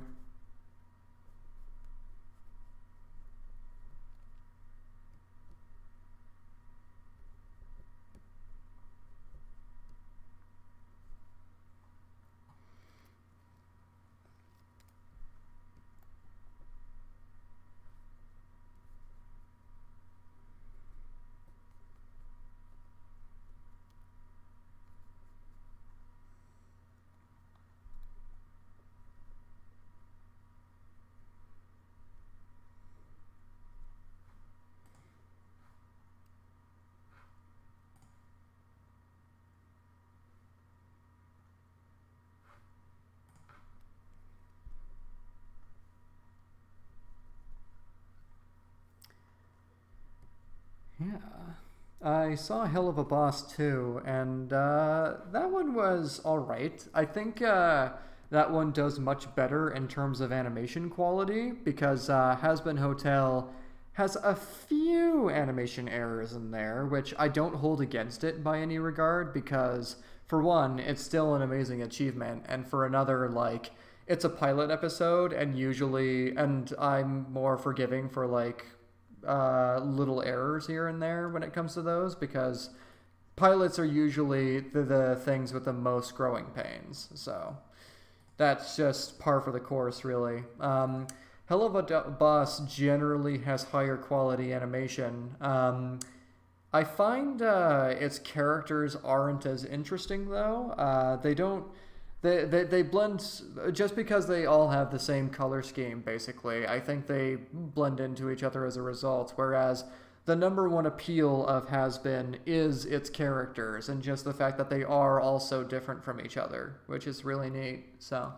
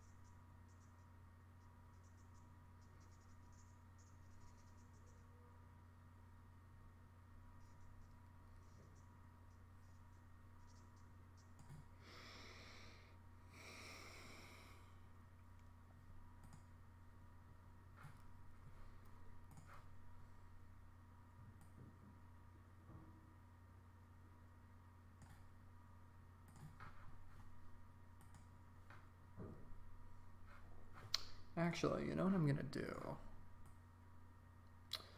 I'm going to cheat even more than I already was. I'm gonna...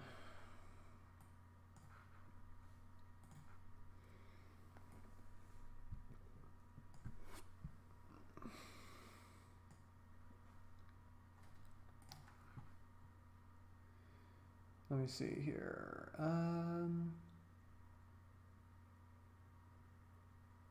If a studio or something picked it up, do you think that will hurt it? Getting picked up by a studio is kind of a gamble on one hand, because it depends entirely on what studio it is, and who's like the executives behind it and stuff like that. Um, uh, like some studios, they allow like an inordinate amount of creative liberty, especially if something is proven to be a success already, which has been, definitely has, no doubt about that. But on the other hand, like at the end of the day, you do want to make sure. Yeah, I did hear the news that it got picked up too. You do definitely have to make sure that whatever you're saying in your content won't reflect badly on them. And sometimes they have a bullshit idea of what that means exactly, but you know, you sign a contract, and they do officially become consultants at that point about like what is and isn't okay to show in your thing. So sometimes there's too much meddling. That's the unfortunate truth, but we'll have to see. It can go either way. Is the short answer. So.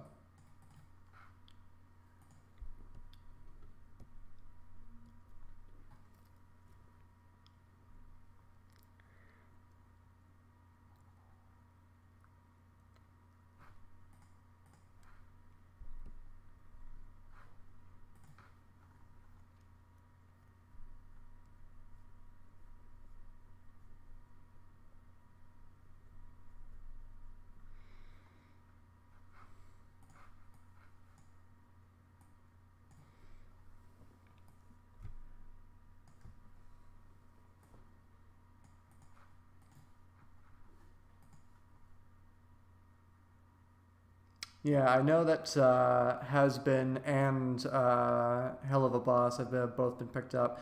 Vivian Madrano was fucking nuts. Can I just say, like, two major pilots and so much more shit that she's been producing, and they've all been coming out like one after the other. Like, she must not sleep. I have no idea how she's creating so much shit all in one go. Like, just one of those projects would exhaust me. She's not human. Seriously.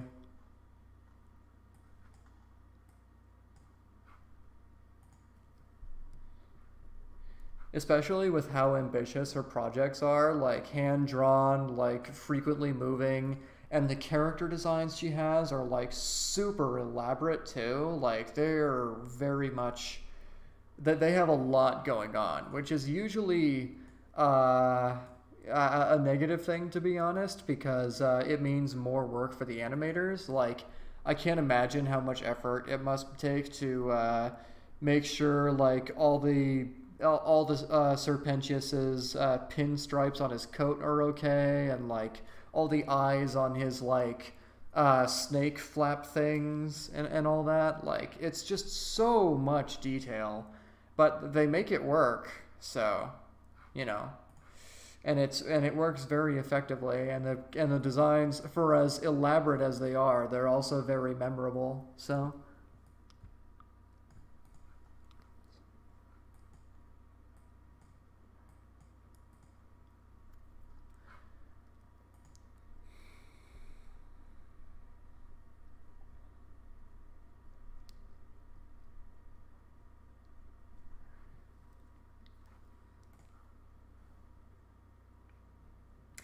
Ooh, now that's a loaded question. Why did you choose animation all those years ago? Well, I mean, you remember me, how I was in high school. I wanted to do live action for most of my life, and that was why In high school, I directed a grade 12 play, and I made all those movies in Comtech. And by all those movies, I mean like two. Uh, but, right out of high school, I turned 18, and I was applying for that film course that they have at SAIT. Um, and I was rejected every time that I applied there, which I think is like three times. So, live action just wasn't working out. So, on my 18th birthday, my dad pulled me aside and was like, hey, so 18 is a big milestone. We want to do something really nice for your birthday. For your birthday gift, you have one of two options. We'll either give you $100 to spend on whatever you want, or if you want something that will advance your life in some way, advance your career, we'll give you as much as $800 to get on whatever it is that would be. So obviously I wanted to get the latter, right? But I didn't know immediately what I wanted, and I was like, man, I obviously want the $800, but what the hell do I want to do for the rest of my life? And that ended up being like a big soul-searching thing. And I eventually decided on animation, because I remembered Toon Boom from Comtech, because our teacher was talking about it. And B, I was like, it's still filmmaking, but I can draw, which means it naturally leads into something I'm talented in. And also, in animation, there's no limitations that live-action film usually suffers from. Like, the problem with live-action filmmaking was I had to work around a bunch of people's schedules, and I had to do, like, scout location, and I had to get all this equipment, and you had to watch for, like, weather and stuff like that, since, like, the only stuff you can make at that time is really cheap stuff. So it was just all these obstacles to overcome that I wasn't really equipped for. Whereas animation, no such obstacles exist. You can make any location you want. You can tell any kind of story you want. The only limit is your imagination in animation, which is a super appealing thing.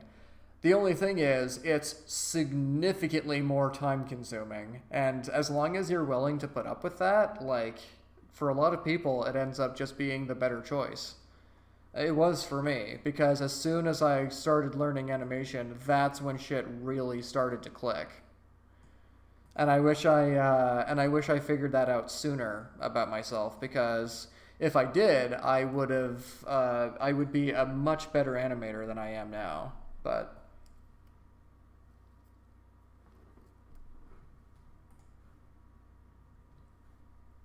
yeah, Mr. Q, you do remember him. I honestly forgot that was his last name, because it was so long ago, but yeah.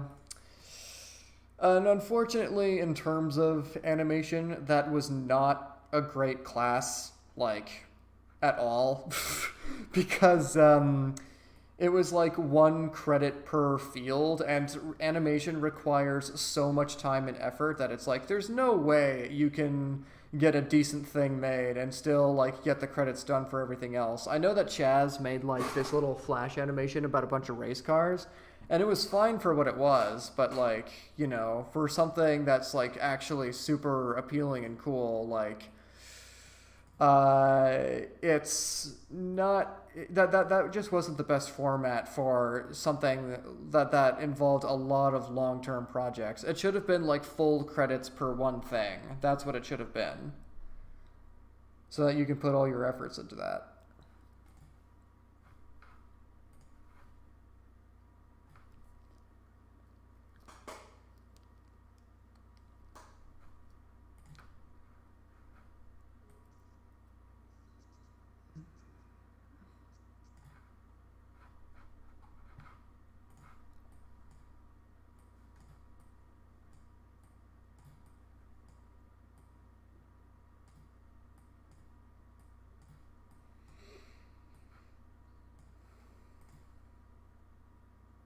You got free marks? Dude, jealous. He always graded me pretty high. Whether or not I deserved it is up to debate, but you know, just looking back, that class was not as helpful as it could have been. But you know, at least in my experience, I don't know if you feel differently about it.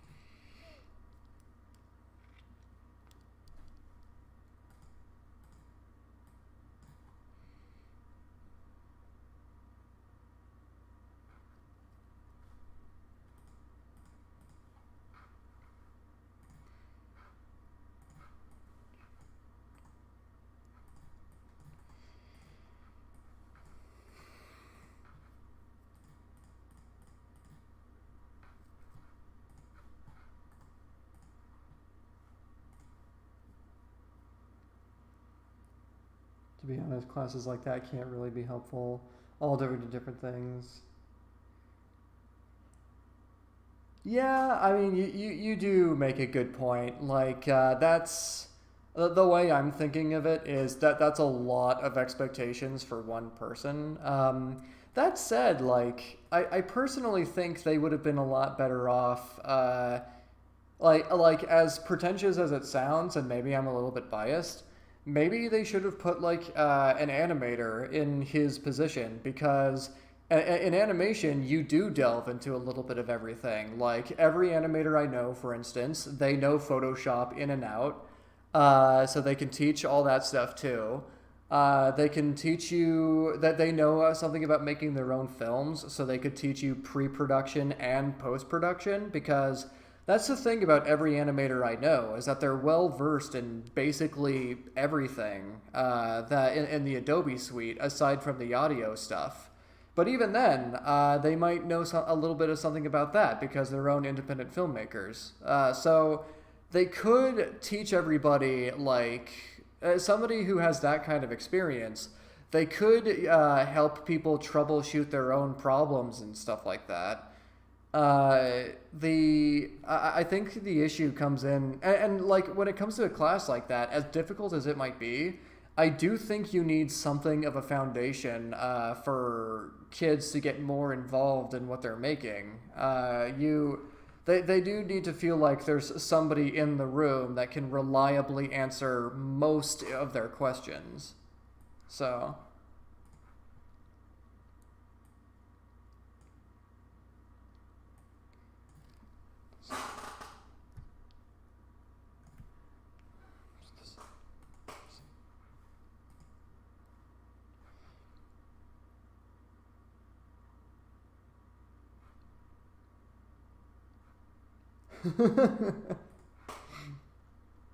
Recourse.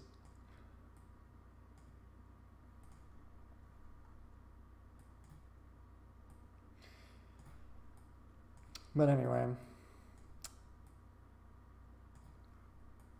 But also, I'm a little bit biased because I have a different way of learning everything anyway. So I always do a much better job when I have my own space to figure out things my own way. So.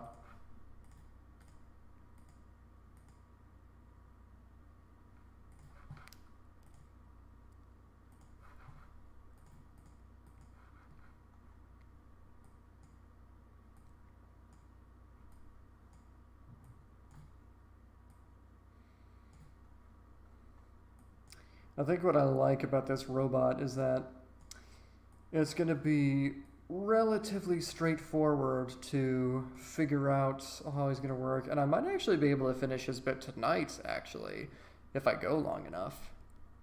Watch that promise bite me in the ass, but, you know, it could happen. Not that you probably don't want to stick around that long, but we'll see.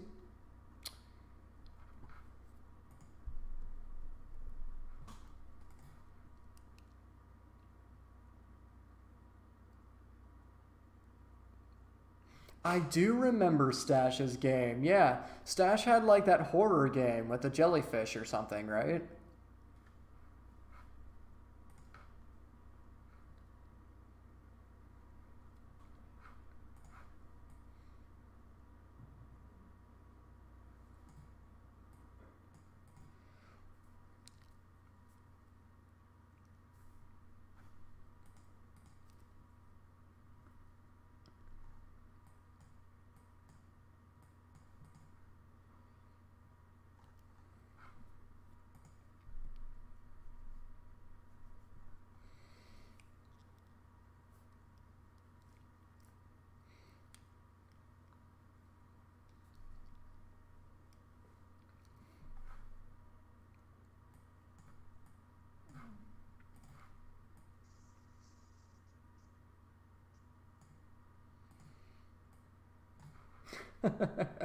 I just had a funny idea for how I can end this robot bit. I think he's gonna like power down right here and he's gonna explode. And then that's going to lead into the next thing. I think that'd be pretty funny. I'm laughing just thinking about it. Alright, let's do that.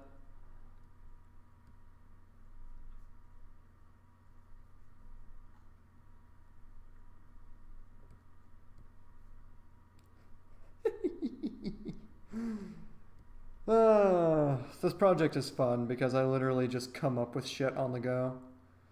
There's no plan. Plans are lame. Let's just improvise everything.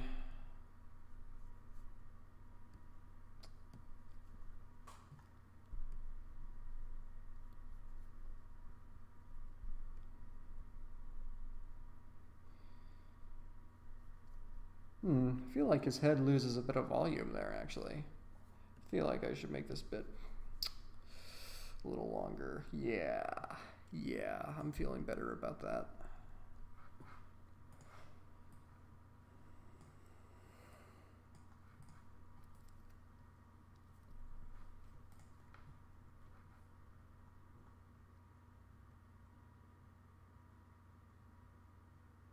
He has 2 games on Steam. Oh, no shit.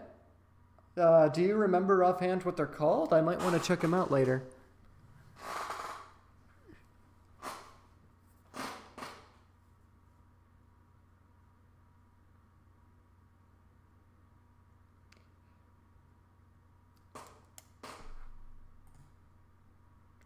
Andrew, what's up, bud? Uh,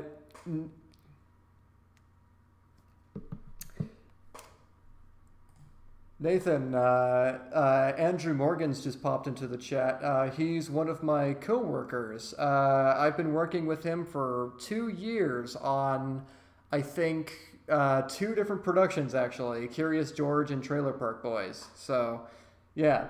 Andrew Morgan's is a talented motherfucker, by the way.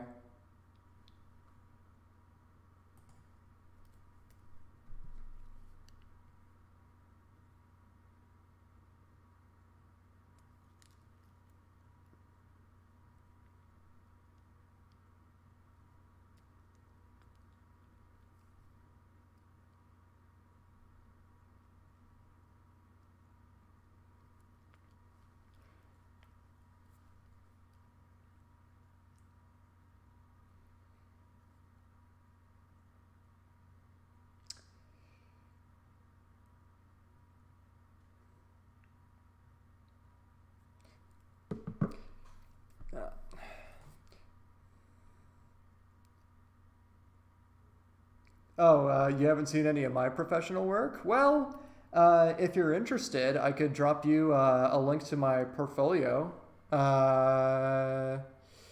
Yeah, in fact, here, I'll type that into the chat. How about that?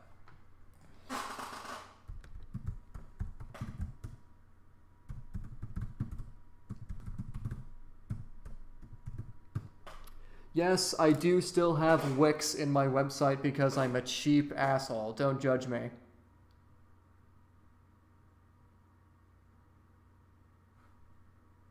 I think that should work, right? Or am I missing some characters here? Yeah, that should be right.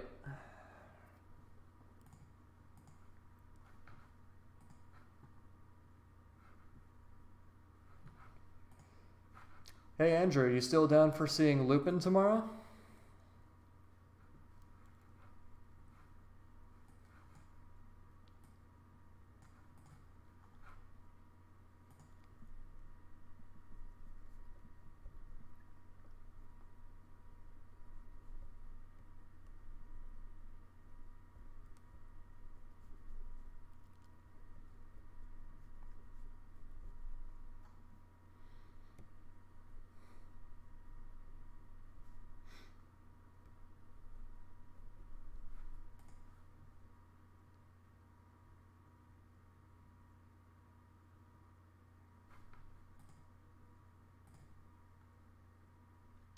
Okay, so it's just his name. Okay, that'll pull up his results then.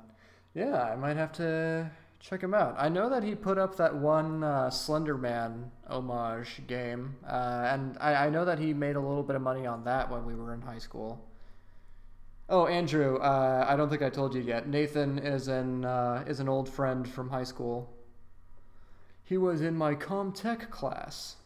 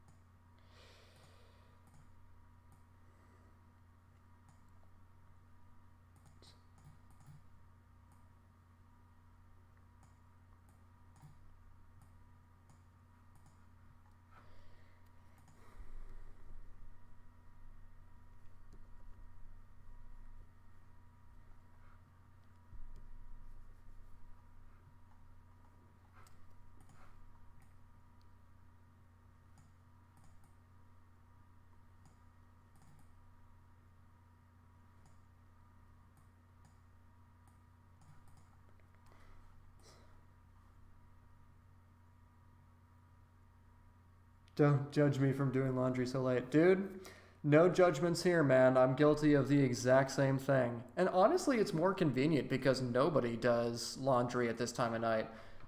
During usual hours, fucking everyone in the building is doing laundry. I can't get any of the machines. So, do what works.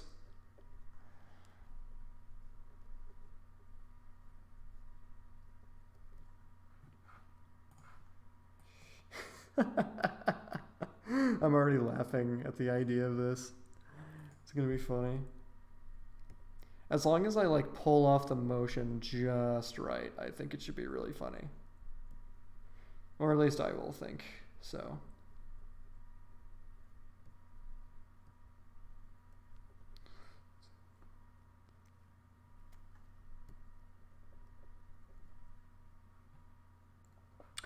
Actually, I should position the shoulders so that it's a little more like that. Yeah.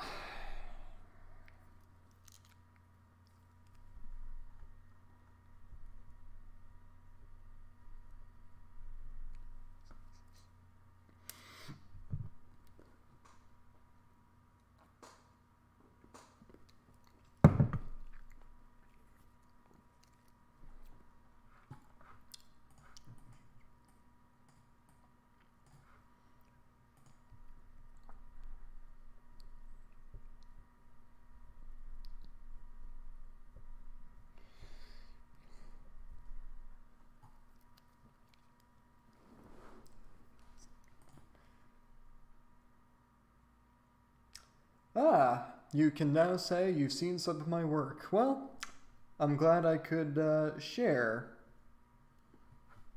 I would ask what you would think, but but I'm afraid of what the answer might be.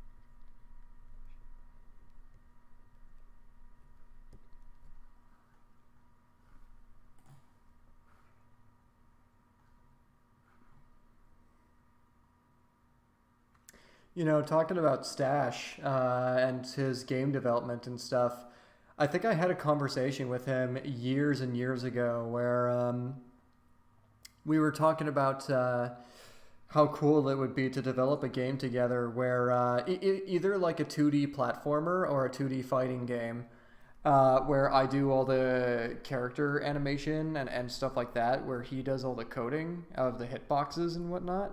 It'd be so much fun to collab on something like that. It'd fucking rule. But maybe someday,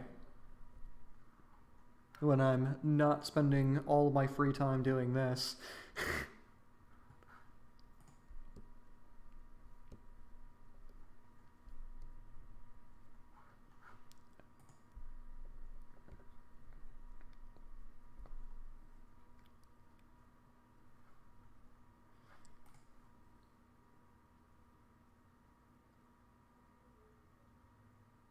Hmm.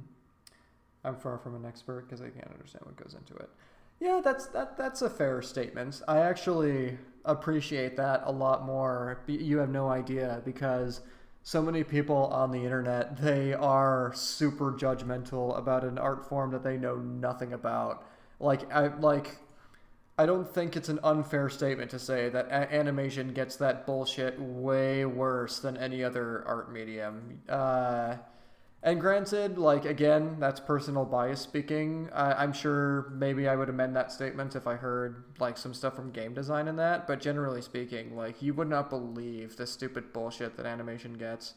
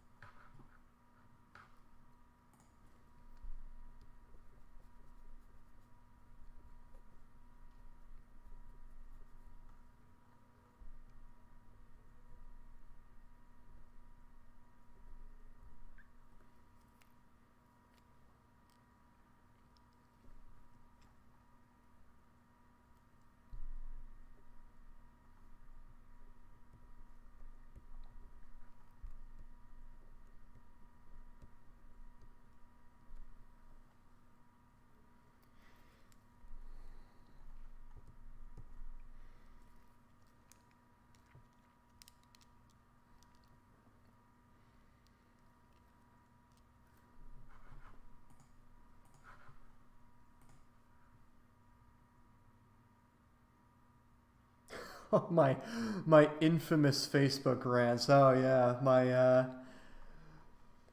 Oh boy. Sometimes I think I share too much.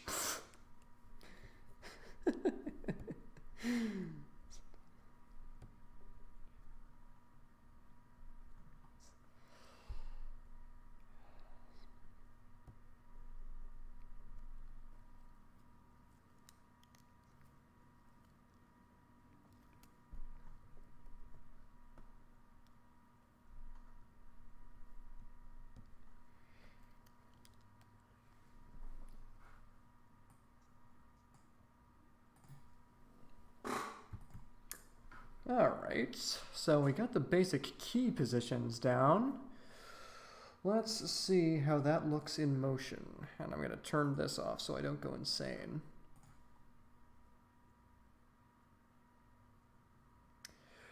Okay, that doesn't look too bad. The timing here has to be very specific for the effect that I'm going for. Where like it has to go by like so fast and be like so jittery in order to be like, because whatever it does, it can't look human is the thing. Humans like obviously they move very organically, but when you got a robot like this, the whole purpose is that they they have a very unnatural way of moving.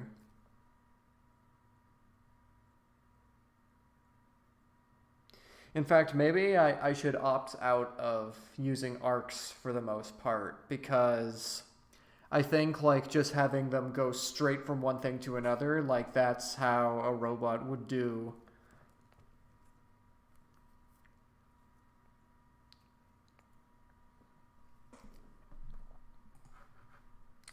My thinking is like, so I have these on, these are like 4 frames apart from each other for the time being.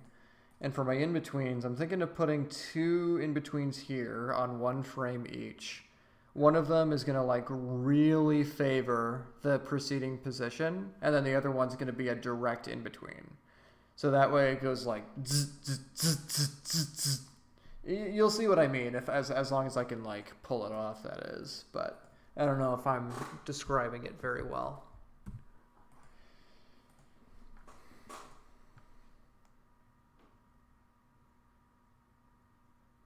Oh, thanks, Andrew. You are right, there is no limit in animation, but that said, I'm going for a very specific effect here, because I do want it to move like that, so...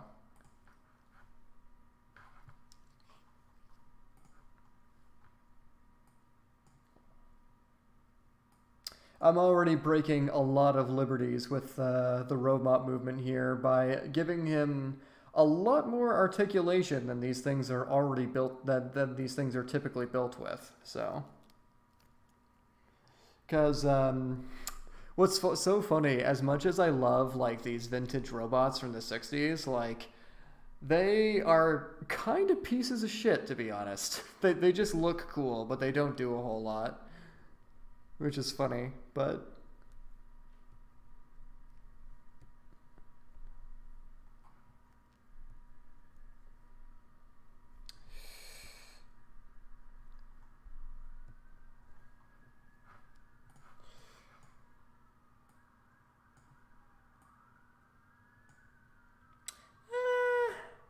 Then again, maybe a little bit of an arc wouldn't hurt. At least for the head. But it should definitely... It's got to really favor the original position in order for this to work. In the way I'm thinking.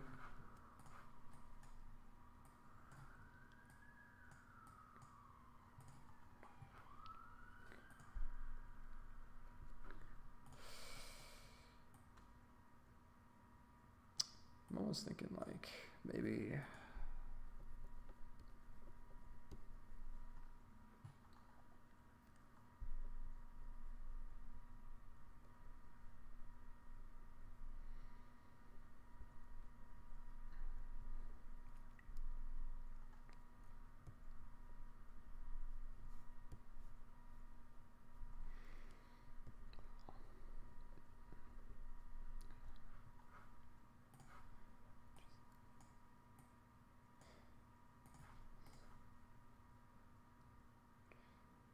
It's just the man trying to keep you down.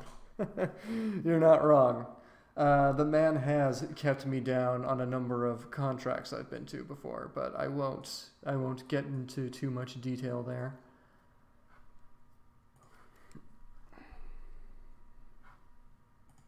Oh, Andrew, I'll have to show you this funny thing that my buddy Matt made.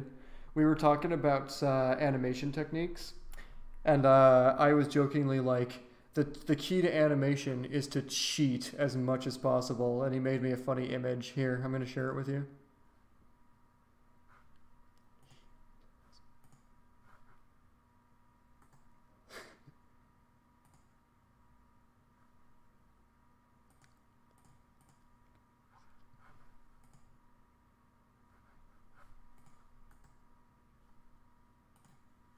Oops, hang on.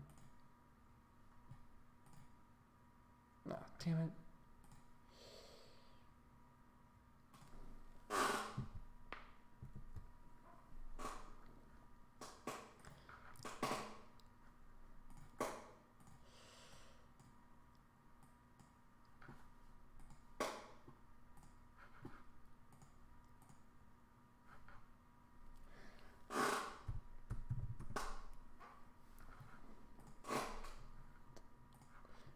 I'll, actually,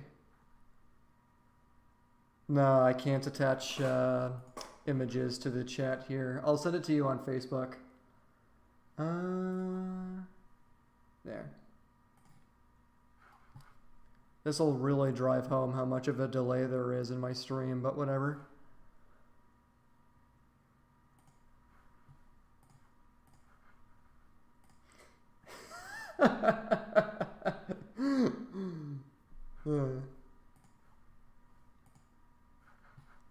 Hey Matt, welcome back. We now have a third party. Andrew Morgans is here.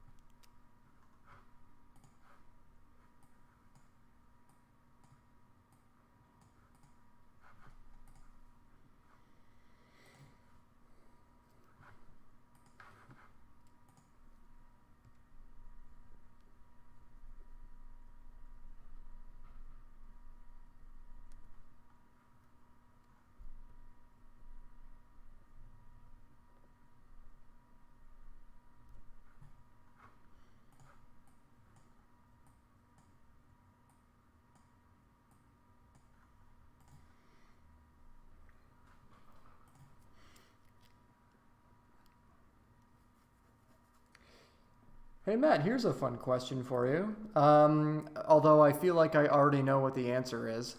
Who would you say is your favorite animator? I have a feeling it's going to be Chuck Jones, but I would like to know anyway.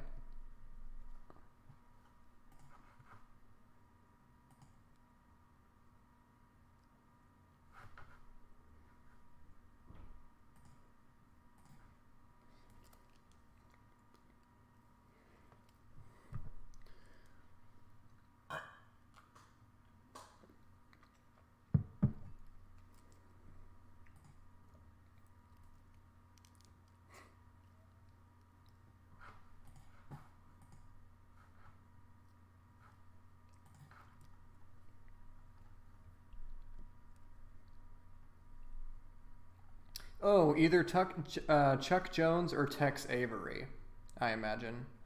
Because I know that you, whenever you do collabs and stuff, you do like a lot of Bugs Bunny shit. So,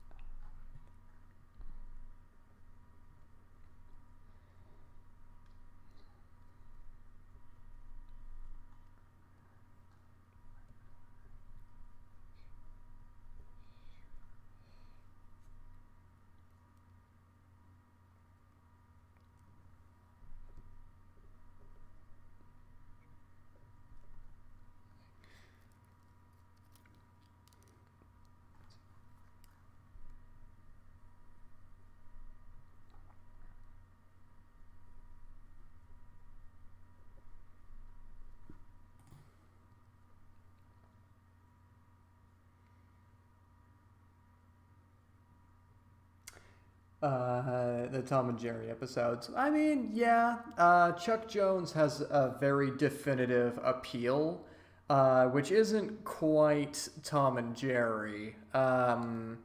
Chuck Jones just has like a very different thing going on that doesn't really suit what Tom Jerry is all about. It's sort of like, what would be a comparison?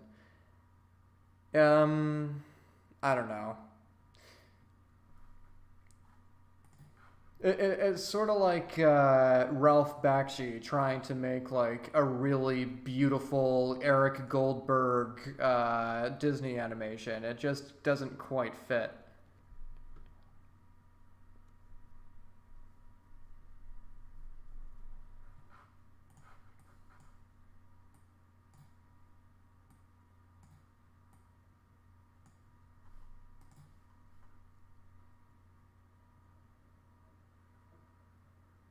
Yeah, I do know what you mean. It's very, very difficult to choose one.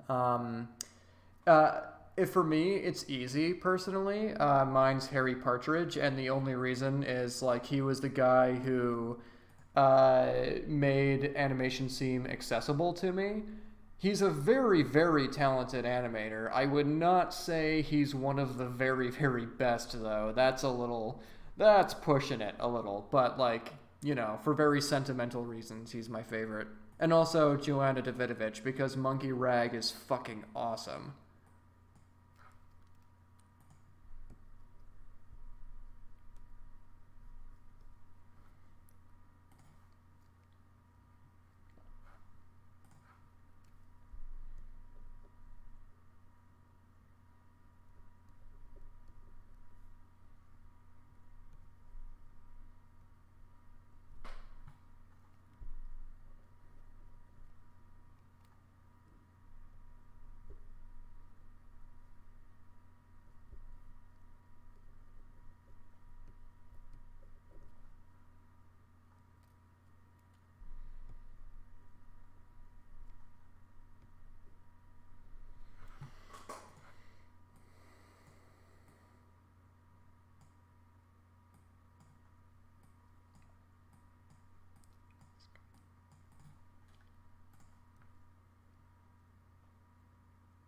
Oh, you got to meet Joanna in person?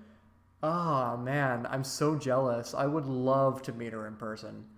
Um, and Harry Partridge, yeah, Harry Partridge just recently put up a new cartoon actually, like a big. It's like a 10-minute pilot for a series basically.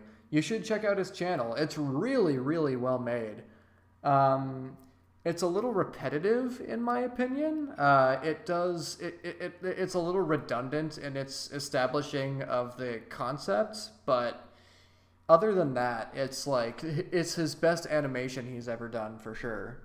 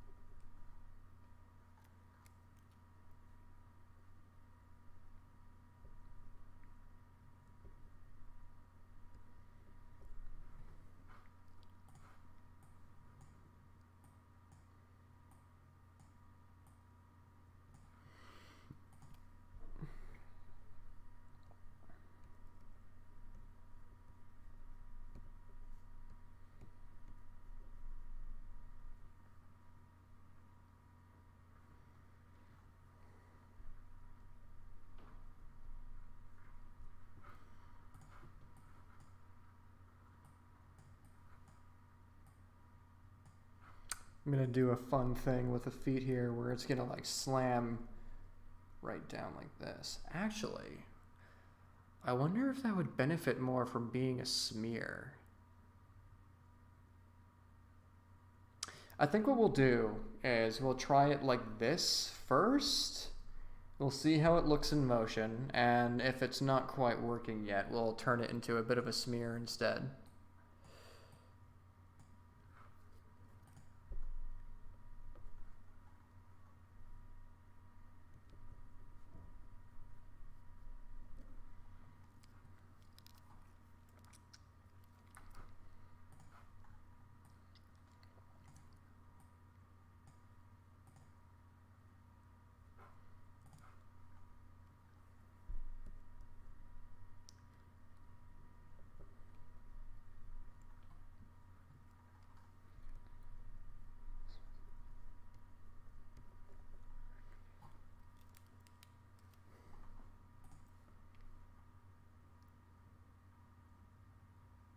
Yeah.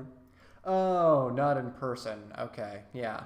But still, like, Joanna Davidovich is easily in my. She's like my second favorite animator ever because Monkey Rag is just so damn appealing. It's like I was obsessed with it for days on end upon discovering it. Um, and she's a very nice person too. Like every time I've messaged her a few times on online too, and like she's always been very gracious and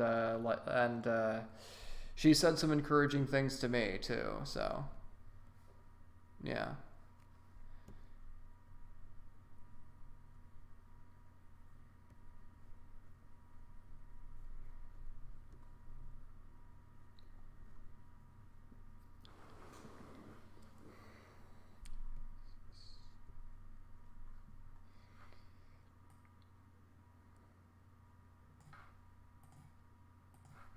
Oh yeah, that's kind of coming together. Uh, this foot's a little weird.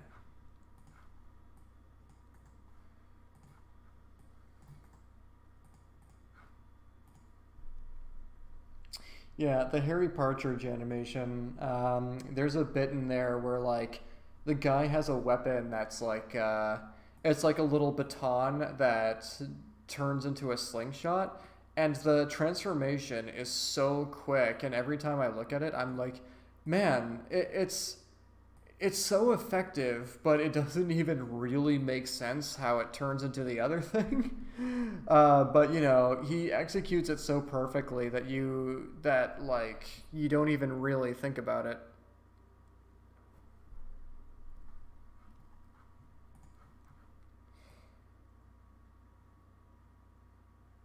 Yeah. Uh,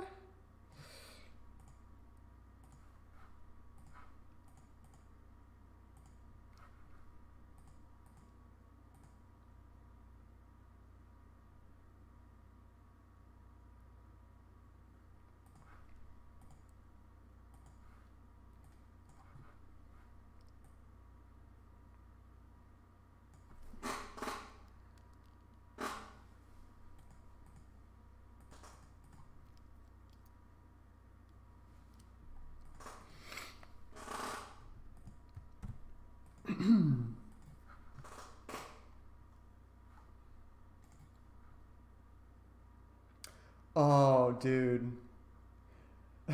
Fucking Dr. Bees. What's this? An overabundance of bees in the workplace? My briefcase full of bees ought to put a stop to that. Later that very same year, on annual Bring a Shit Ton of Bees to Work Day. Oh my god, that shit cracks me up every time.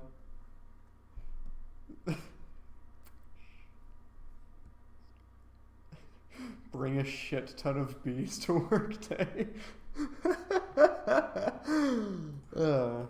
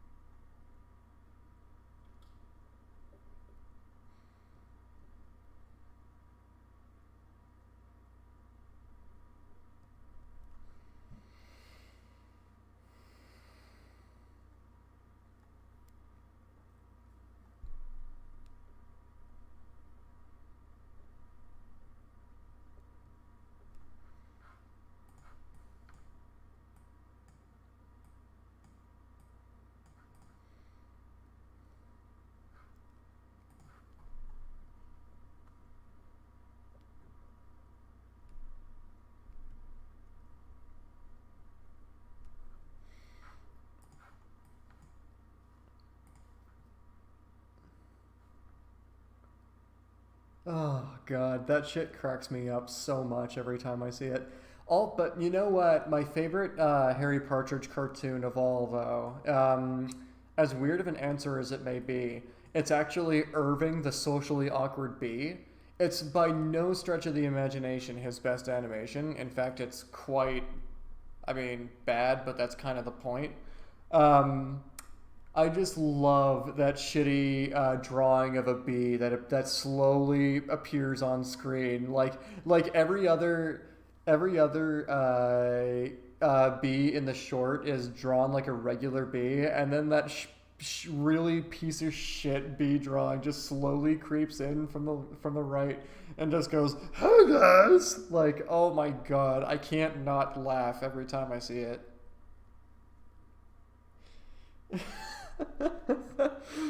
uh,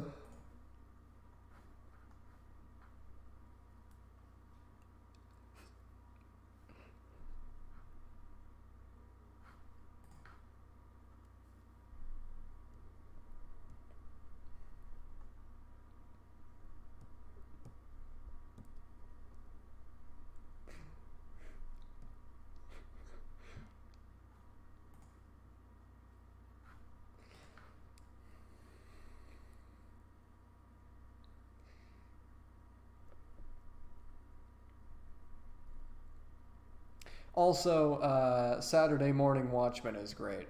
I'm a big fan of Watchmen, and that's naturally like every joke in that is perfect.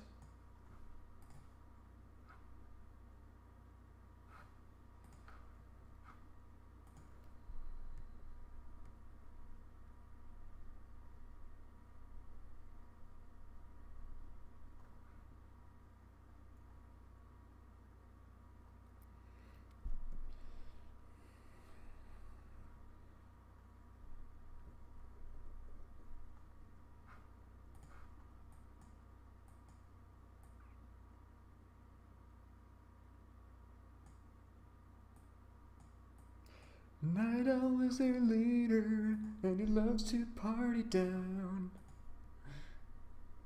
John can give you cancer and turn into a car.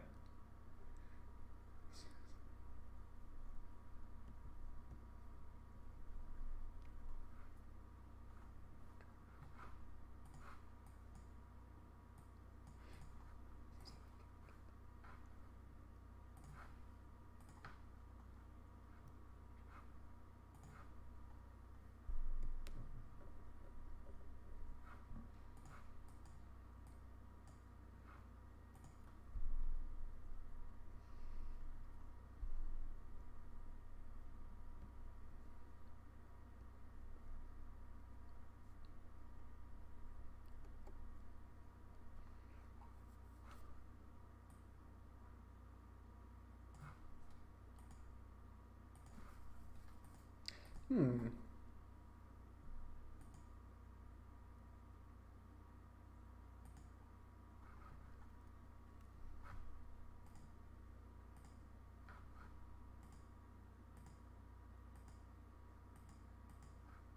I think it would be like a front-on square in this case.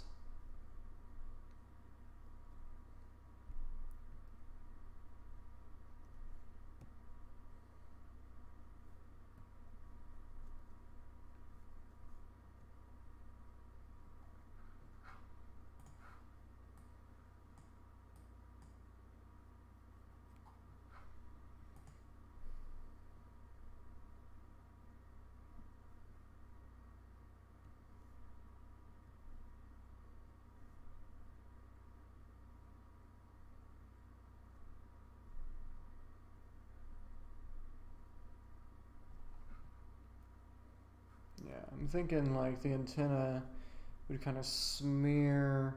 Would that even work? Oh yeah, it works.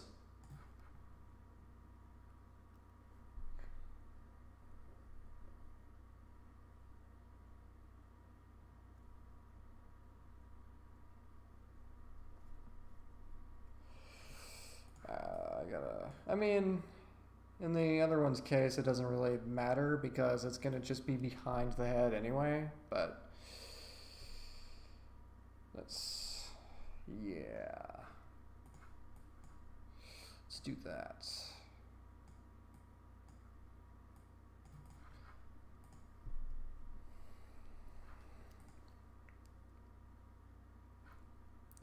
Boy, nutty.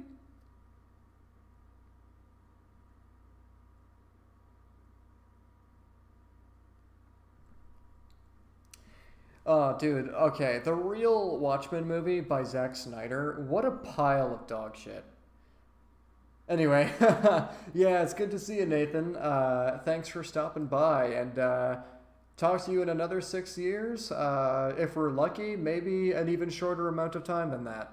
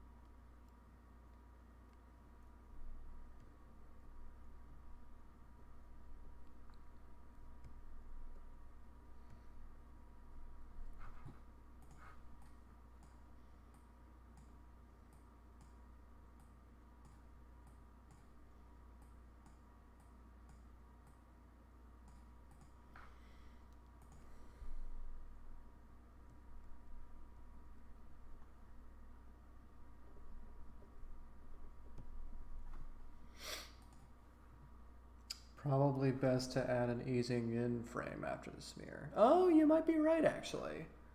Like, maybe what I'll do is, maybe I'll have this be just the thing after. Yeah, I'm seeing what you're saying. Okay. I'll deal with that when I'm done with this, but yeah, I do see what you're saying, Matt, yeah. Yeah, if you guys want to chime in with any like tips on what would make certain things look better, like I'm all ears. And Andrew, I was saying to Matt earlier, I'm improvising this as I go, and I'm constantly looking for like new things to put into the animation, like because it's like all about like one thing changing into another thing, right? So if you have any suggestions for things I can put in that I haven't done yet, feel free to drop them.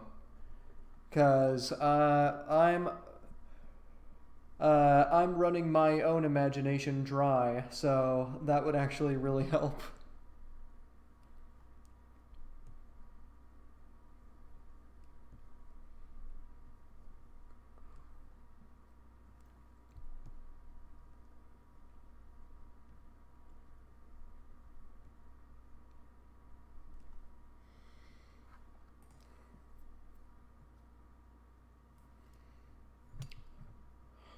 Did you just dab at me? Did you just use the dab emote?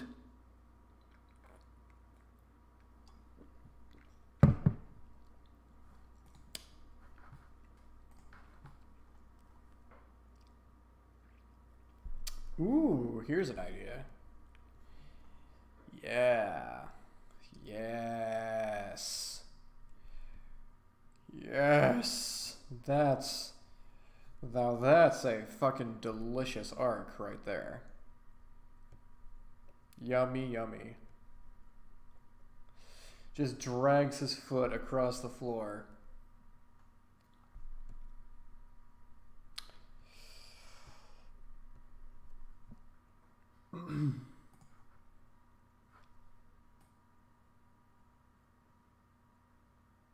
Yeah, I almost called you Mark.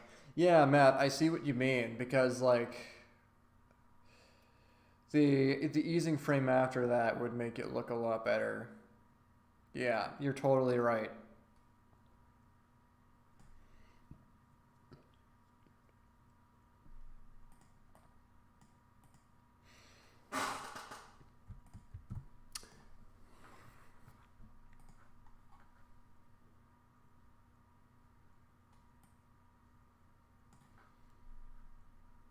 So I think what I'll do is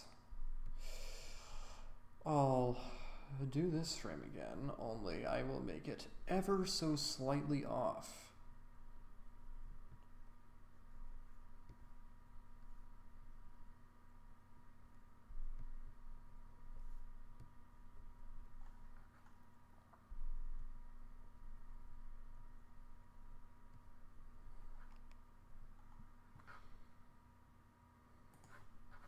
And I'm going to go ahead and get rid of that because there's really no point to it.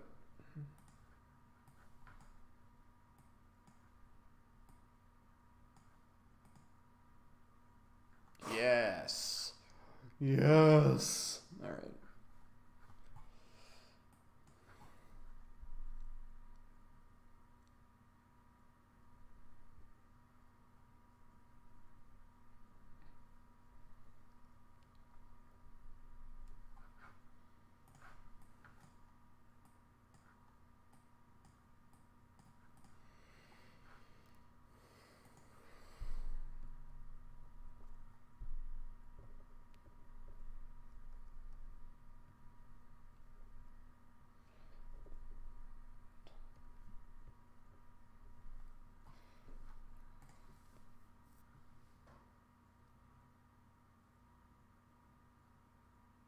Yeah, you're totally right. You're totally right.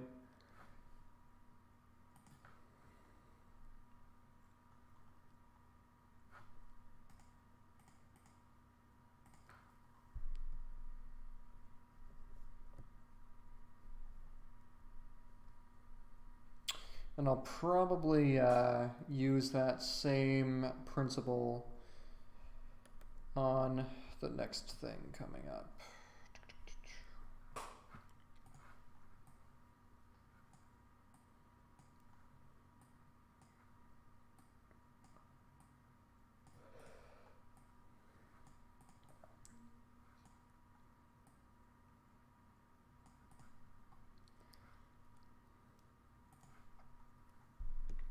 I'll make this one overshoot a bit.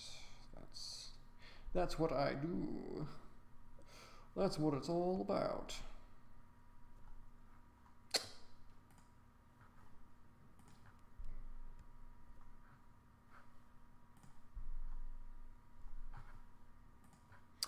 Man, I wish I could just do this as my professional career. I wish my job it consisted entirely of working on my own thing and streaming it for people. That would be the life. Twitch streaming is where it's at. Only I wouldn't do gaming. And therefore I wouldn't be successful, probably. But if I could, oh man, it'd be the life.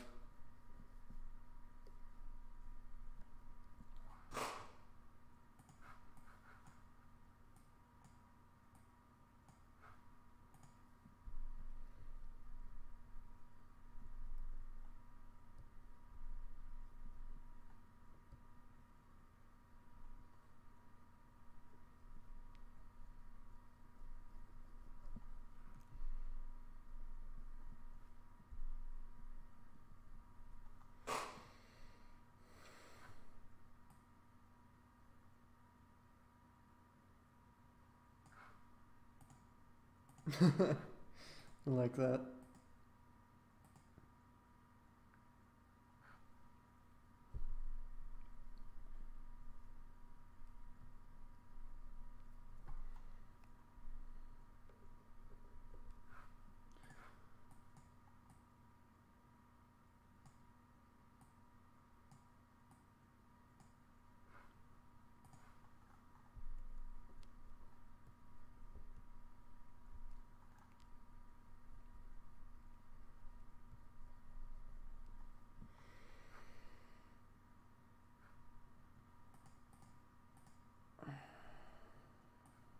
See how that looks in sequence. Oh yeah, it's getting there.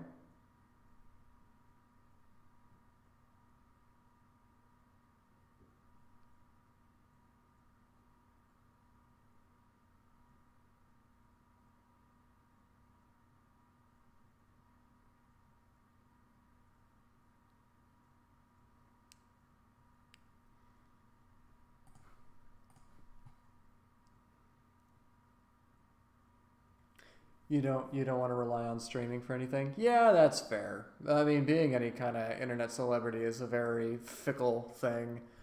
It's very hit and miss, whereas a reliable salary is perhaps for the best.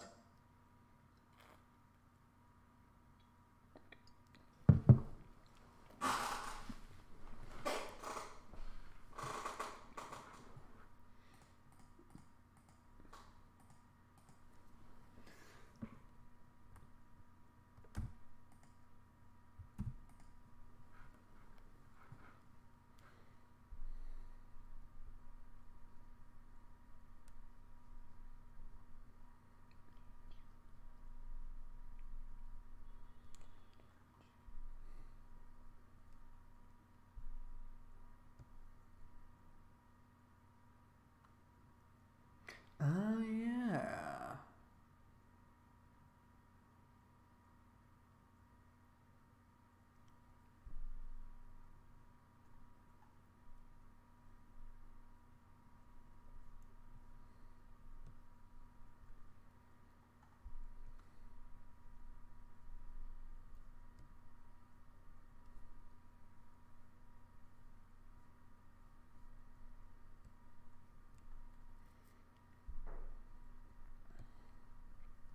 Man, I'm getting a lot of shit done tonight. I got the skateboarder done. I'm breezing through this robot, no problem. Very productive night.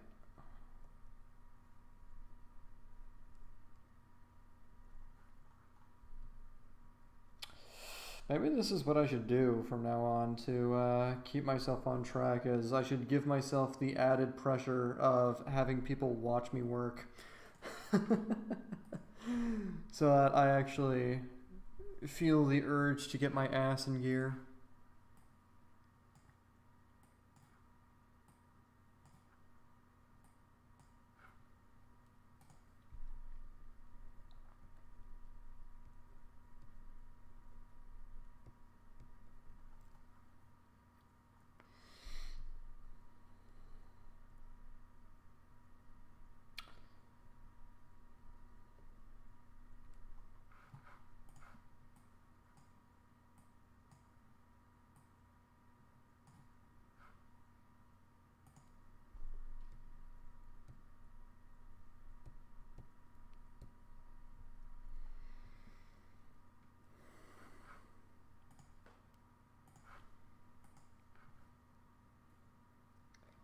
Yes, the fear of being judged is excellent motivation. Right you are, Mr. Morgans, right you are.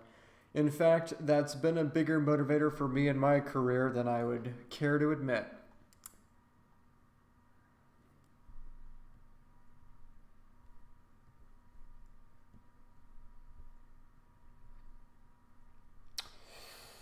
It would be a great motivator for me to think about you guys going and be like, Tom hasn't drawn on this robot in a while. Tisk tisk. Silly lazy Tom.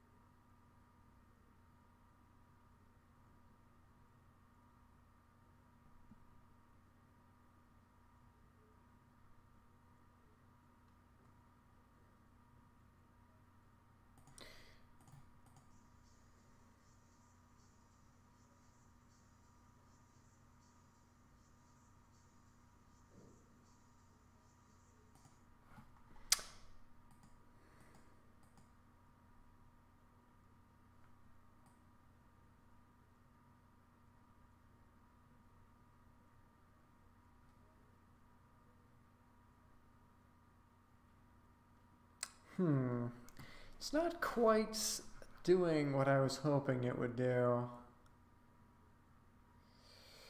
Maybe instead what I should do is I should make these ones like overshoot frames, like make them duck deeper instead of ease into this one.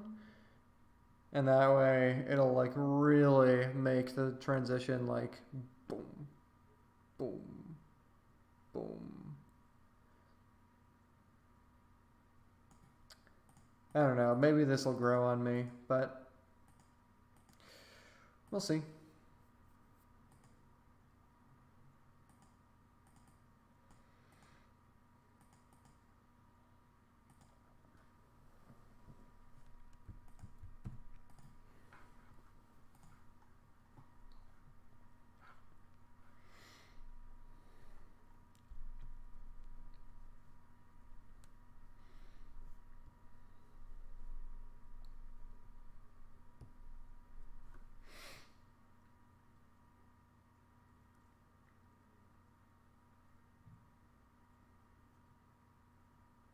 Yeah, yeah. We'll see what happens. I'll finish it the way I have it now, and I'll play through it, and if I'm not happy with it, I'll change it then. But there's a very specific effect I'm going for.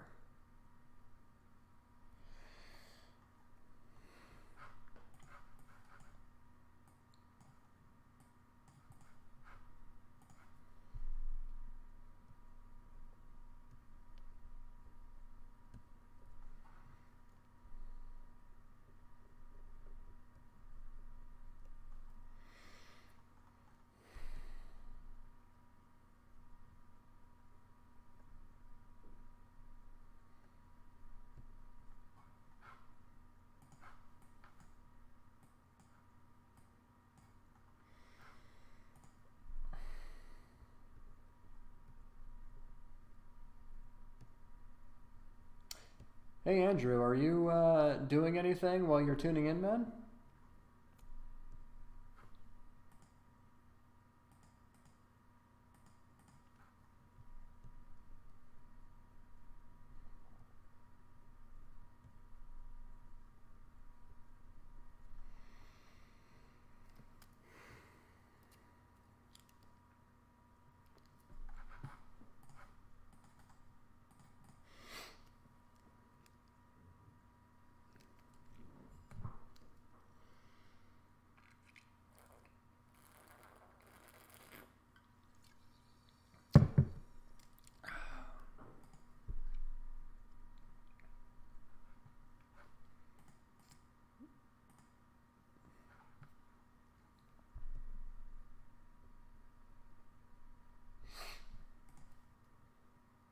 Just internet browsing.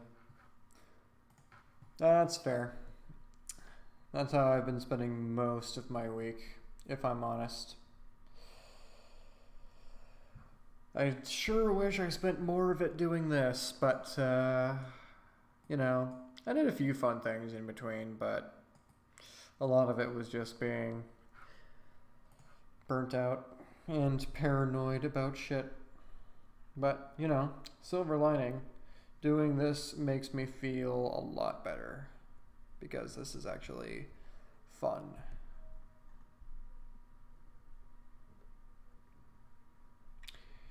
It's very rare to get into like a specific drive to actually like not only like just pick up and do animation, but actually like kind of want to do it. And that's part of what makes this project so fulfilling is the fact that like for the time being anyway, it's very much a pick up and go type of project, which is very nice because it lets me skip right to the fun part of animation because I'm not too keen on the planning or anything like that. I just like making shit move. That's basically the short of it.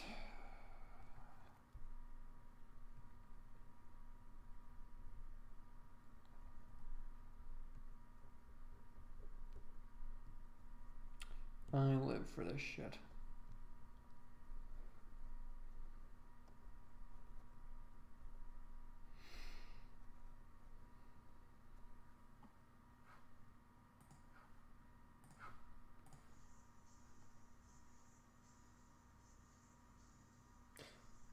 You know what? That is starting to grow on me, actually.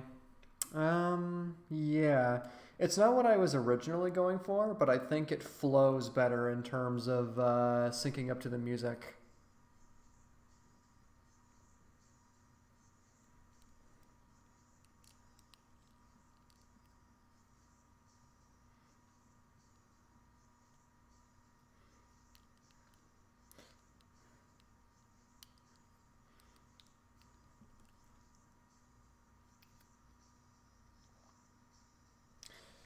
You know what? I wonder if that smear frame, I wonder if it would look better if rather than just going for the smear, I just warped the ball a little bit.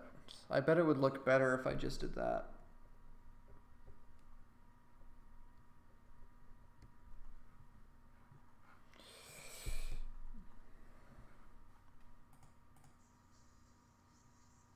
Yeah. I'm much more keen on that, actually. That looks way better. It's amazing how much a little change makes all the difference.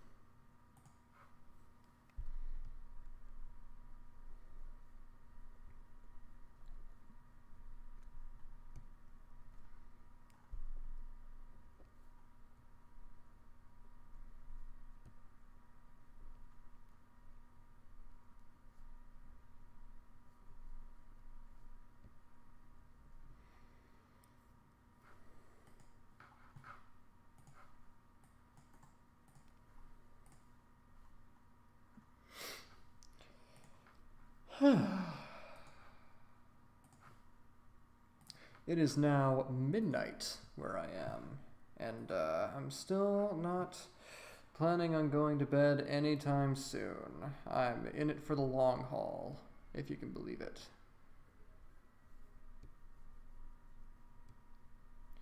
That doesn't mean you guys have to be. If you guys are getting tired or want to do something else, feel free. I'm happy to that you guys chimed in at all. I appreciate that.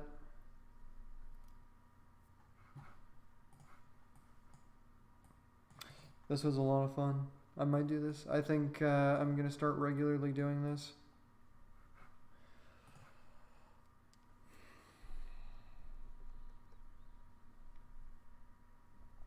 Especially if other folks would be interested in joining me for some time.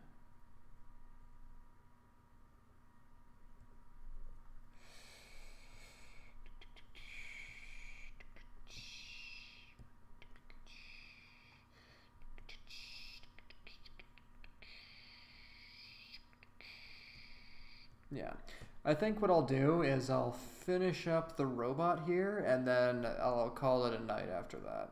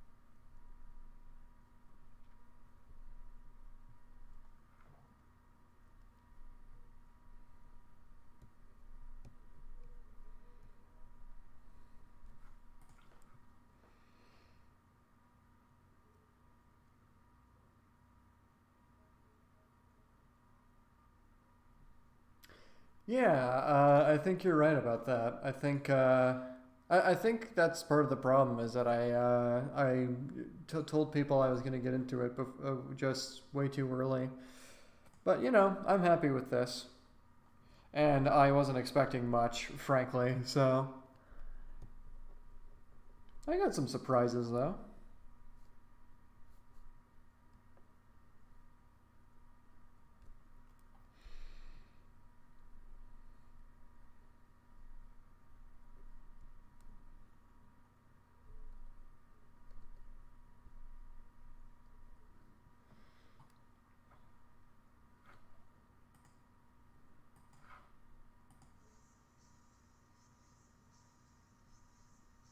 Yeah, I'm really keen on the rubberiness of the balls at the end of his antennae. I think that really sells this. Yeah, I'm really keen on that. That's great.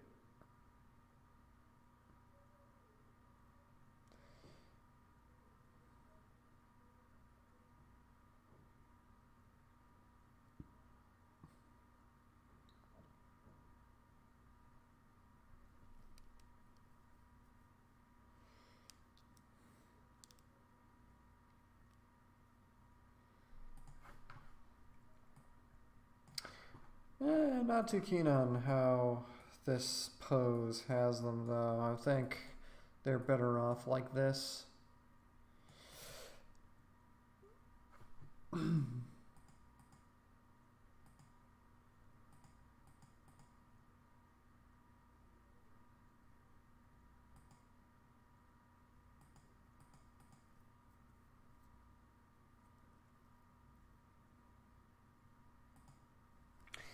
I think I accidentally increased a frame there. That's weird.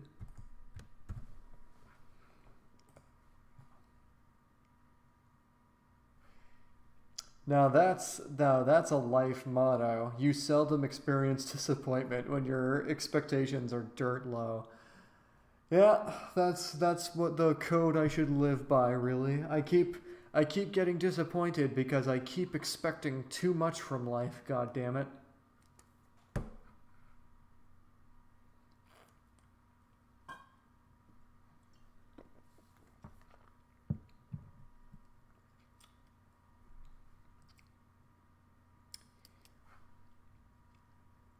What's the arc of the antenna supposed to be going down?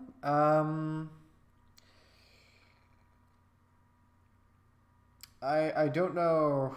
I actually don't know what you mean by that. I'm not sure I understand your question.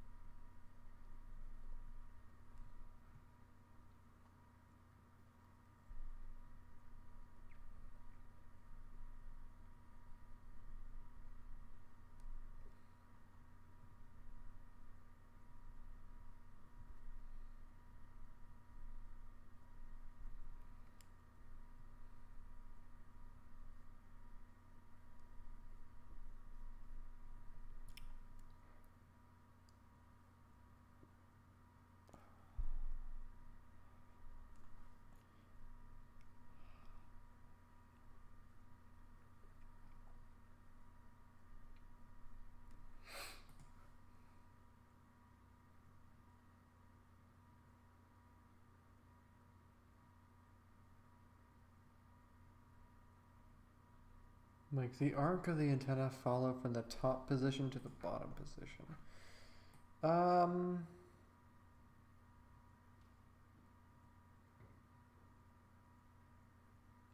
it's a good question. I think I actually don't know how I want the antenna to settle at the end.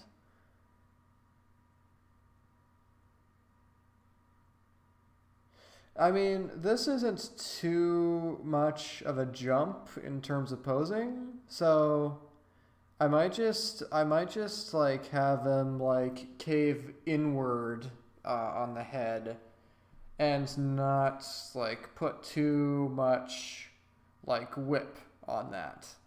Like I'm thinking for that I might just like have that be a regular ease.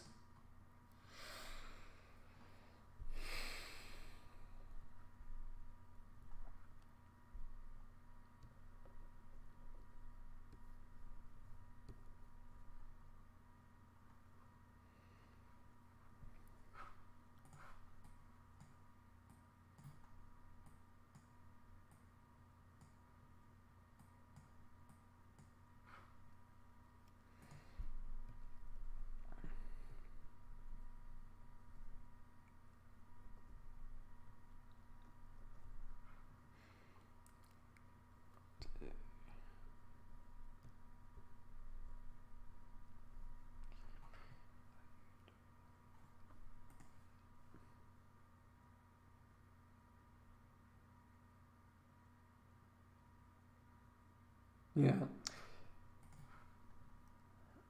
Yeah, I think that'll probably work out the way I'm thinking. Ooh, you know what I should do for this actually? I should I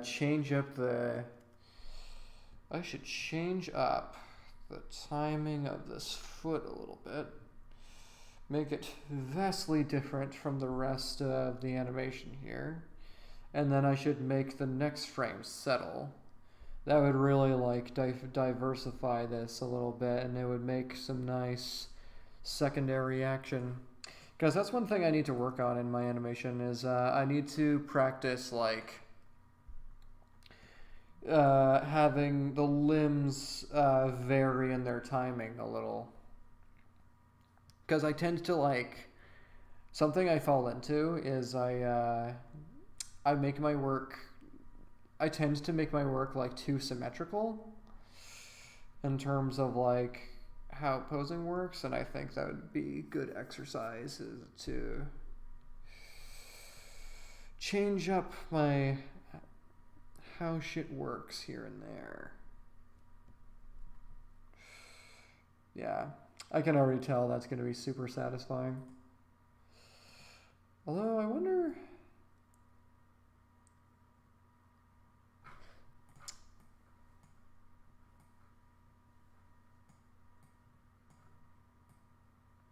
That might be better. Well, but then I have to like,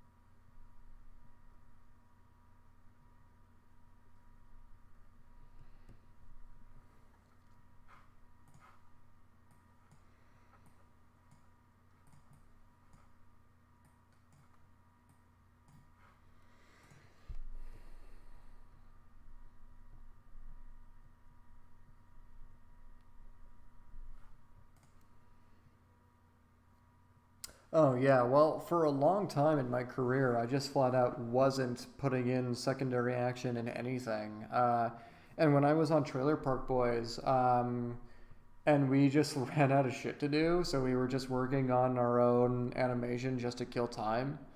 Um, the animator next to me, who was a veteran, he worked on like Disney's Recess and shit.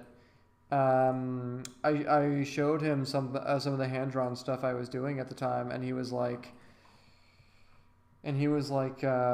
know, it's good, but you could really benefit from varying your timing on different pieces. And I was like, oh man, you're right, and I haven't stopped thinking about it ever since.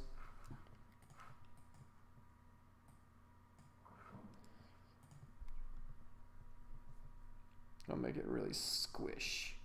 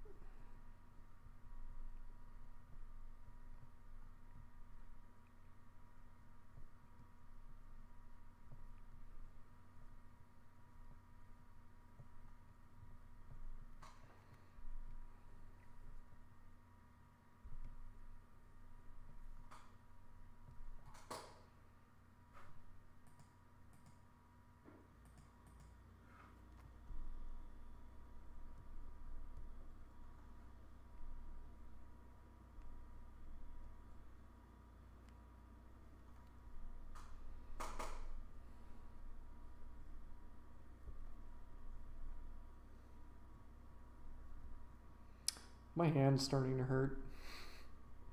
I don't think it's from drawing so much. I think it's just cramping because I'm up so late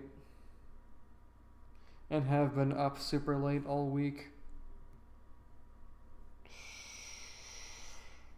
Yeah, that's one thing I'm looking forward to, is falling into a regular sleep cycle again, because I've been really overextending myself all week.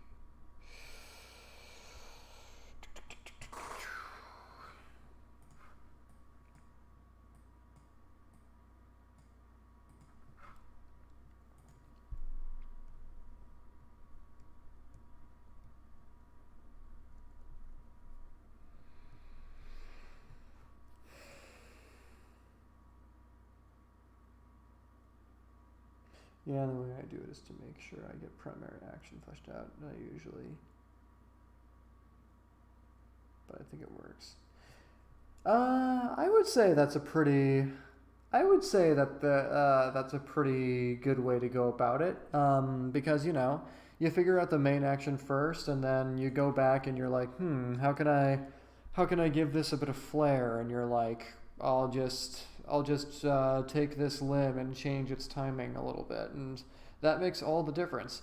I had that approach when I made my section of the Sly Cooper reanimated. Actually, there's a part in that where Sly uses his cane to to trip the guard and make him fall on his back, and his feet linger in the air before his feet finally fall over themselves. And I was like, I bet I could make this more appealing if I offset the motion of each leg just a little bit. And yeah, it absolutely worked. Or I thought it did at the time. Looking back, I think the change is so subtle that it's barely noticeable, but it's something I can push more, definitely.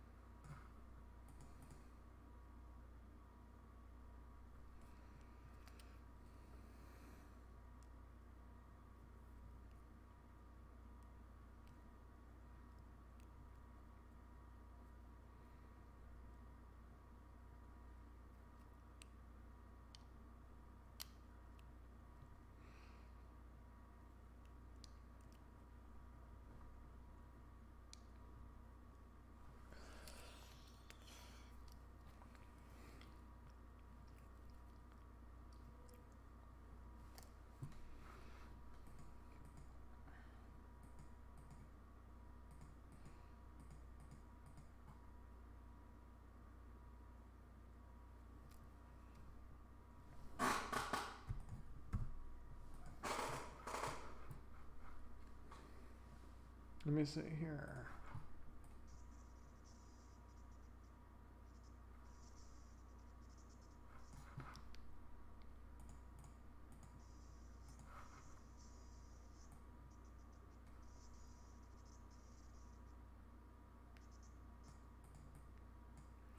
And this is around the part where he should explode. Yeah.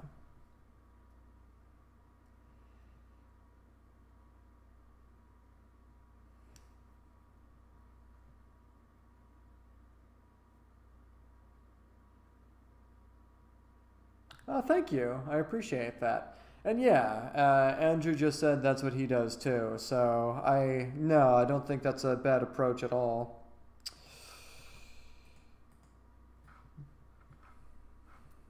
It's actually so funny going back to the old animations I made back in like 2016 because that was because I had like full on like Family Guy fights where there was like it really was just flat out pose to pose with like no easing whatsoever, and there's only like one or two in betweens between poses.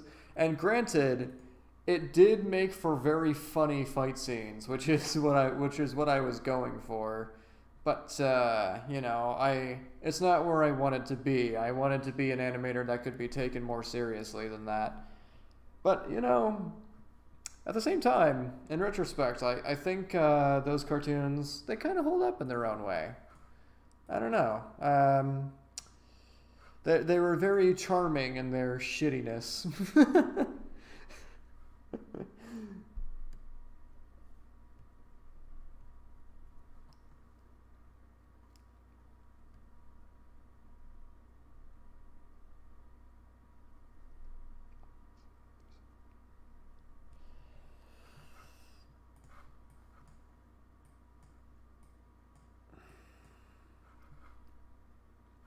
Actually, I think I'm going about this part all wrong. It should not be like that. It should be, yeah. No, we're going to take a few steps back, actually. It should be like a settle.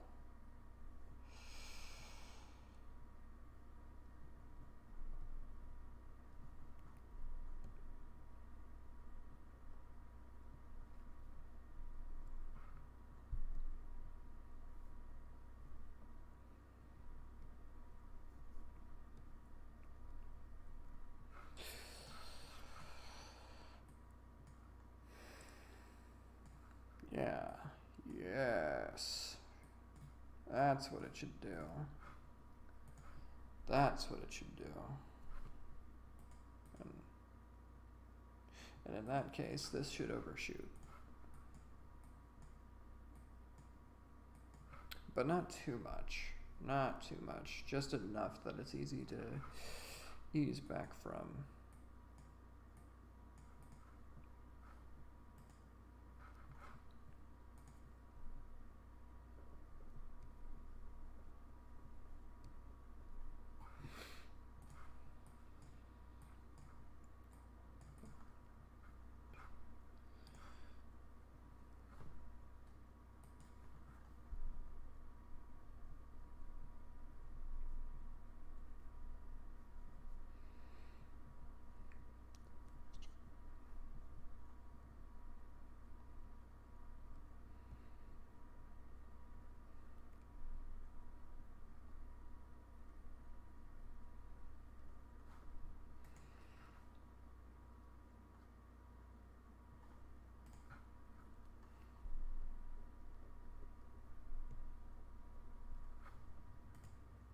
Another thing I want to get better with in terms of my animation is my acting shots, because I think I've got timing and posing pretty good, but I would love to have a shot where I just take some audio from a movie or something and I just like really show off a knack for like what you did with Matt with your Rocky and Bullwinkle shot, where it's all about like the acting choices more than anything. And I do have something like that, like a long time ago. This is in my demo reel actually. A long time ago, I took the Royale with cheese dialogue from Pulp Fiction, and I animated a dog talking over it, like using John Travolta's line, and I'm pretty happy with that. It's kind of dated, but I would love to do something like that again. The only question is, what film dialogue would I pick?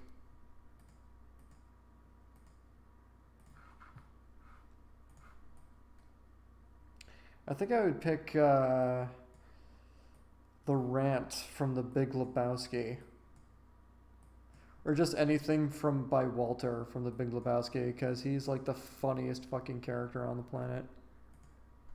This is what happens when you fuck a stranger in the ass, Larry.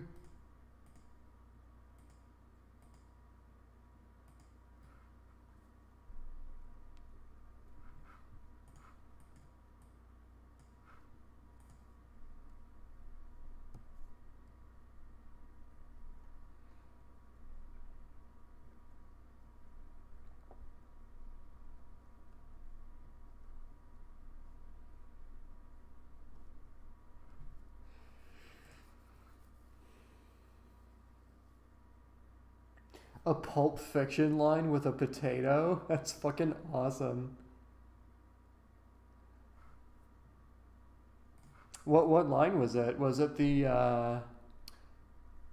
I would like to imagine a potato being like, it's the one that says bad motherfucker.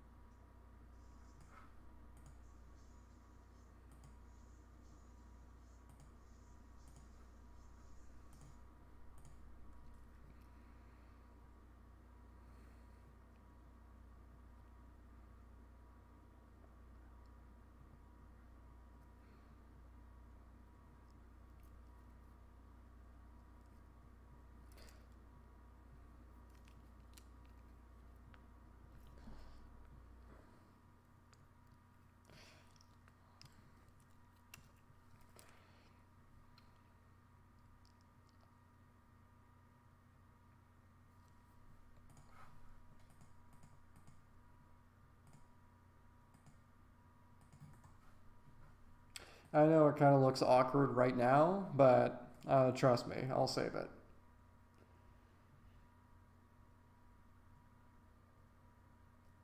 All the bitches around him are disgusted by his morbidity. Oh, that's so funny! Oh, I never even put that together. Oh, dude, that's genius. That's so funny. Especially if you have like a Sam Jackson potato going like, God damn. That's great. I love that.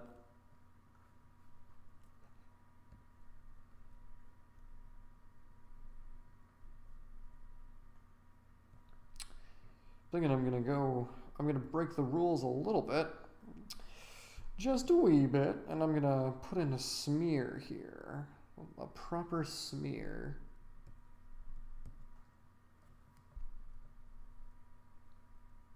And a bit of drag too.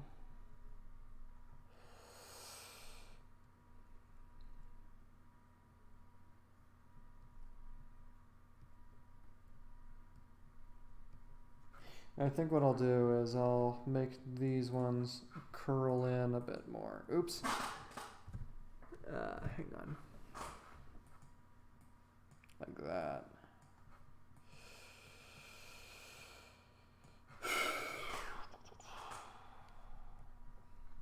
Yeah.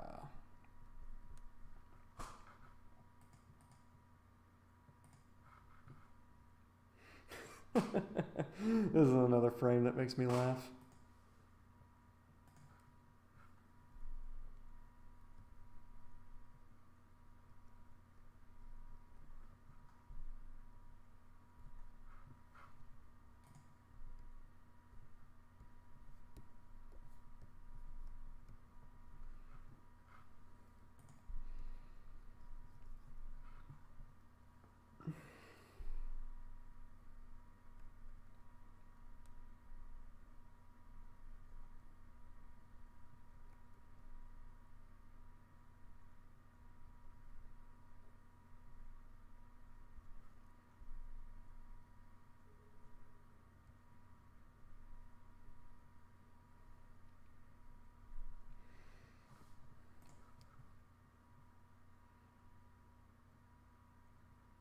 Oh, that'd be rad. That'd be badass.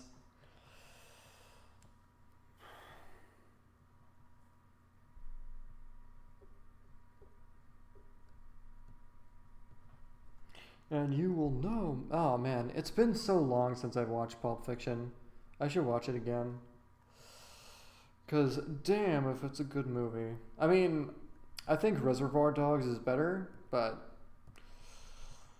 I like Pulp Fiction a lot.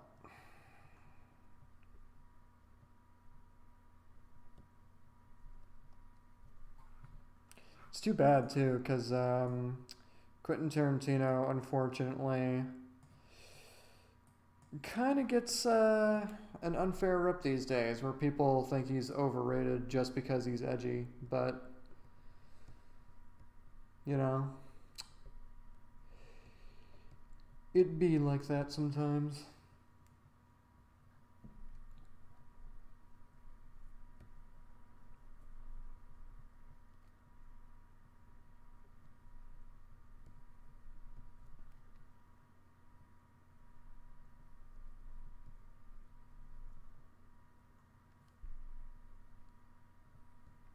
Once Upon a Time in Hollywood was pretty good though.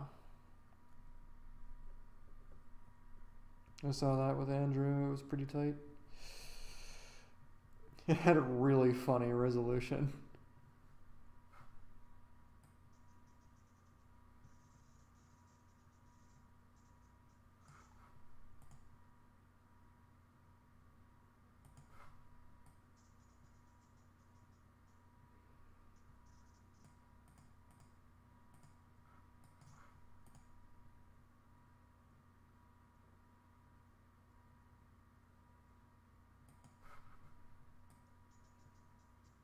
Hmm.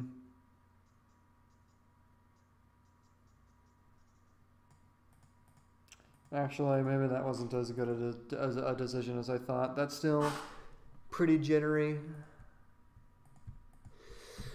But maybe I can make that a good thing? We'll see. We'll do this first. We'll make the settle happen first.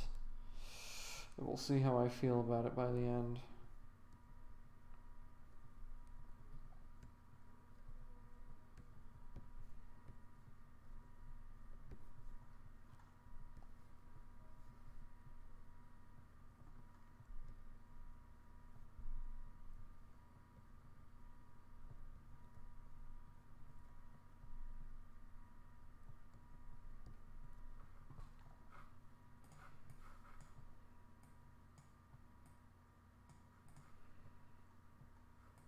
It's too much.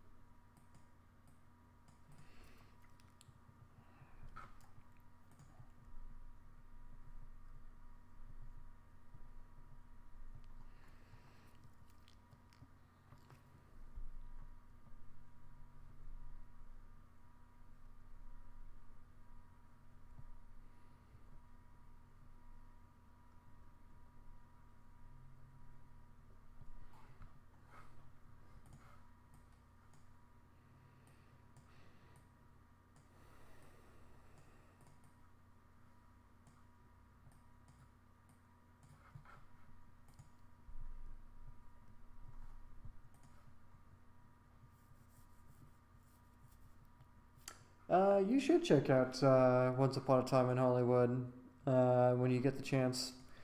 It's not his best film, in my opinion, but you know,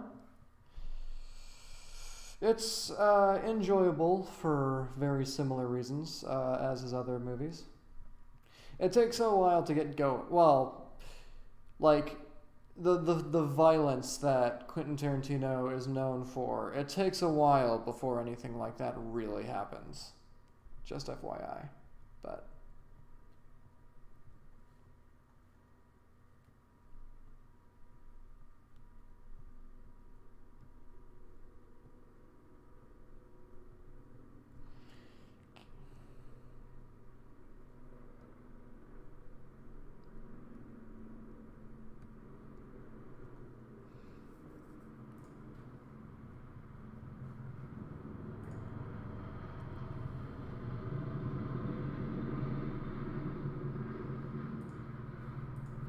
You know, you may have a point. Maybe tired brain is clouding my judgments a little bit, but, you know, I've been on a roll thus far, so we'll see how it turns out.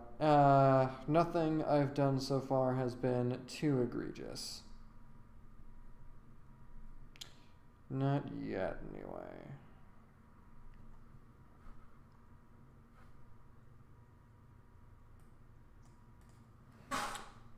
Yeah.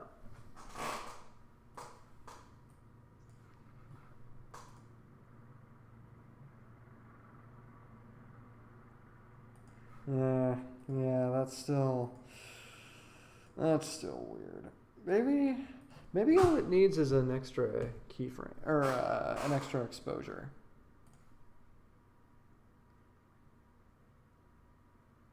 That almost works. Nah, I think it was better before. Alright, well, lesson learned.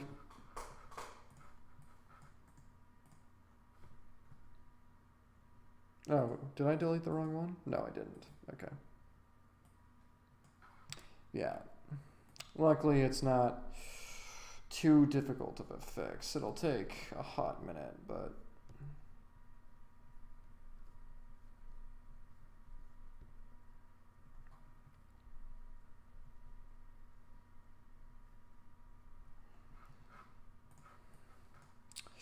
that's how it be sometimes. Sometimes you have to experiment with shit and see how it'll go. And if it doesn't do what you think it'll do, well, fucking away she goes.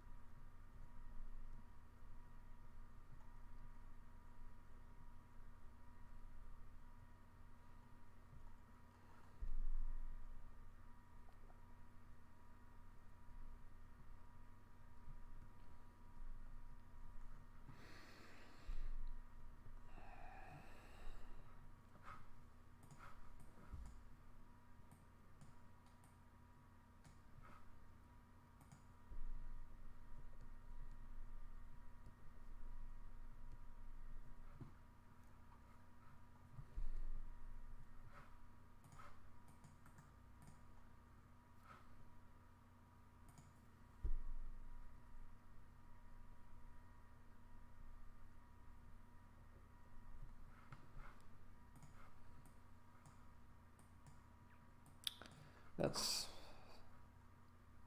yeah.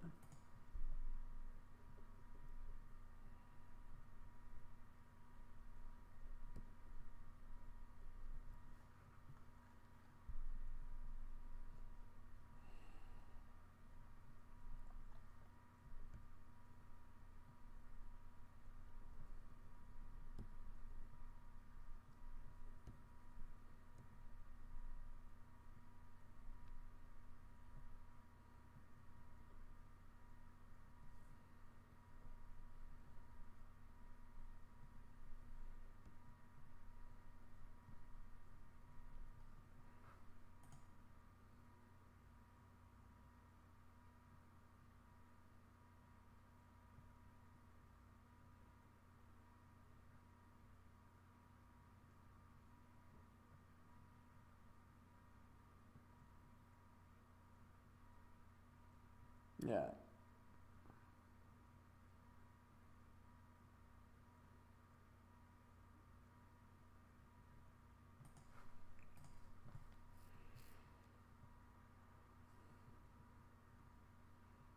It feels like it's missing anticipation before it goes down.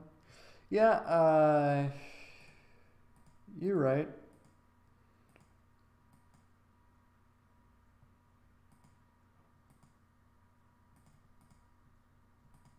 But maybe, I mean, that's the difficult thing is that about this project is that I have to be very mindful of how I'm managing frames because this is all synced to music. So I can't, and like adding like one extra frame can make something like ever so slightly uh, offbeat. So I have to be selective with what I do and don't put in, and I have to be mindful of like uh, how it's going to come off in relation to the pace of the music. But you know, maybe that said, maybe putting in an anticipation frame wouldn't be the death of it.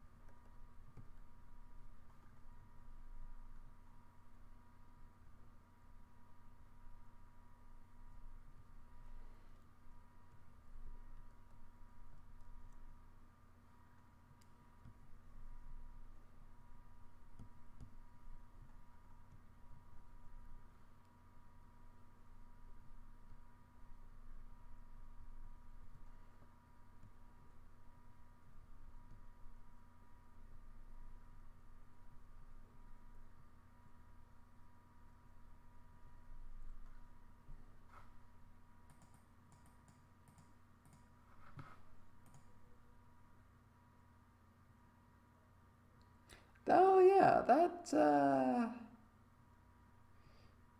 I think the abruptness actually works now. I think all it needed was a decent amount to settle to make that abruptness worth it, and it's gonna explode in the next in the next couple of frames here,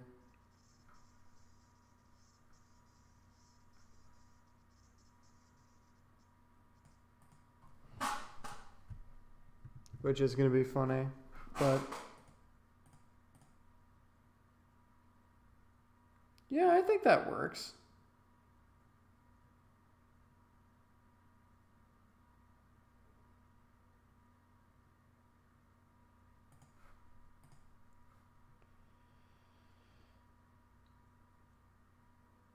Oh, dialogue, like lip sync and stuff. Well, not only lip sync, but like just timing, like inflections and hand gestures and stuff. Yeah, that can totally be a challenge for sure.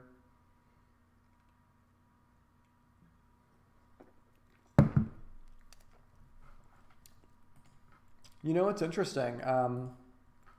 I was watching. I forgot what her name is, but she was the main animator on Skullgirls, the fighting game that's 2D animated, and she was talking about how for fighting games you especially have to like make certain compromises with animation principles because it's all about not take it's all about putting in as little input lag as possible while still making the animation like look nice because fighting games are all about like responsive control so that you can do what you want to do as soon as you do it. Um, and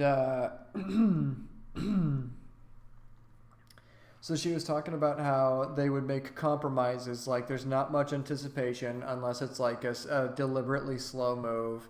There's not much. There's never much over. There's never much follow through is the word. There's not much of like that sort of thing. It's all like very snappy, and they make up for that with like clear posing with just enough easing to like kind of justify where that sudden random amount of momentum comes from. It's very fascinating Because I often wondered about that. Like, how do you make appealing animation in a fighting in an instance where you have to make sure it doesn't hold the player back too much? And that's why I think like doing animation for a fighting game would be a really interesting exercise in that regard.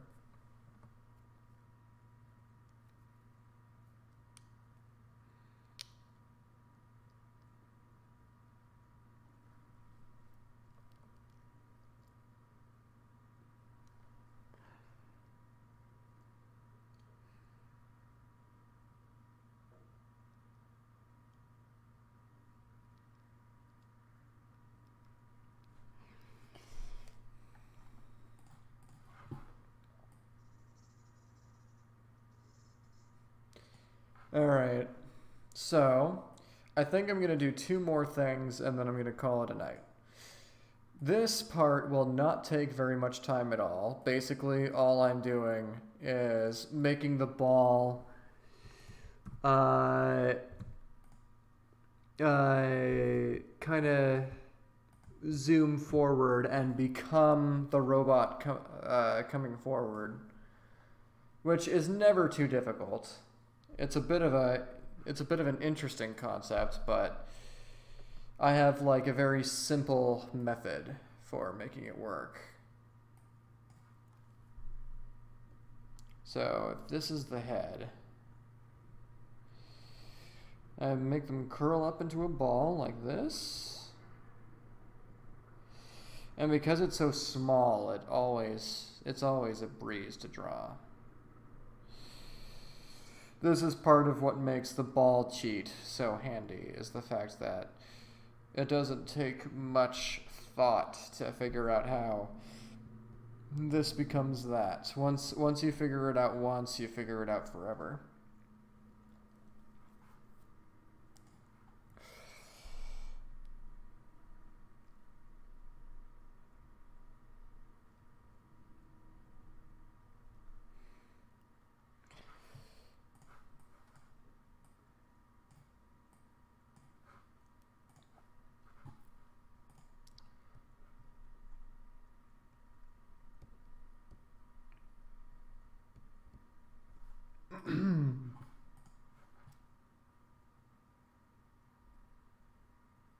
Oh yeah, well Cuphead's a fucking masterpiece. Like it's so innovative and charming in its own right. Like it just has everything figured out.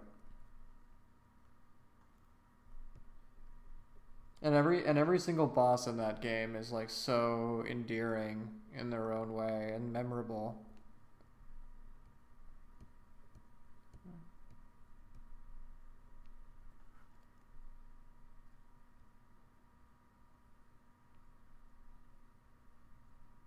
I still haven't beaten Cuphead yet. I made it like pretty far actually, in spite of the fact that it's a very difficult game.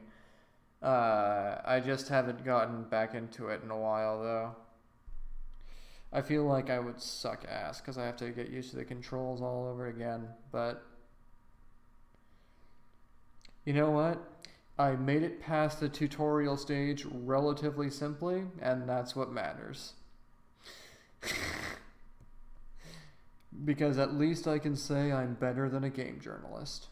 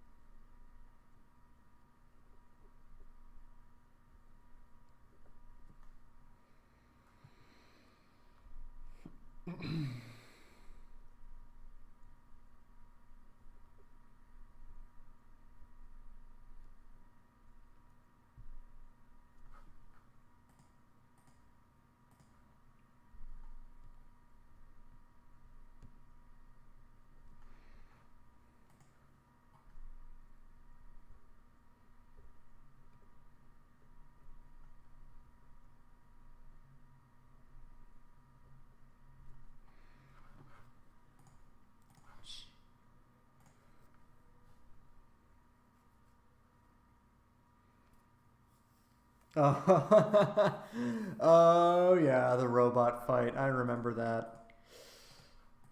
Oh,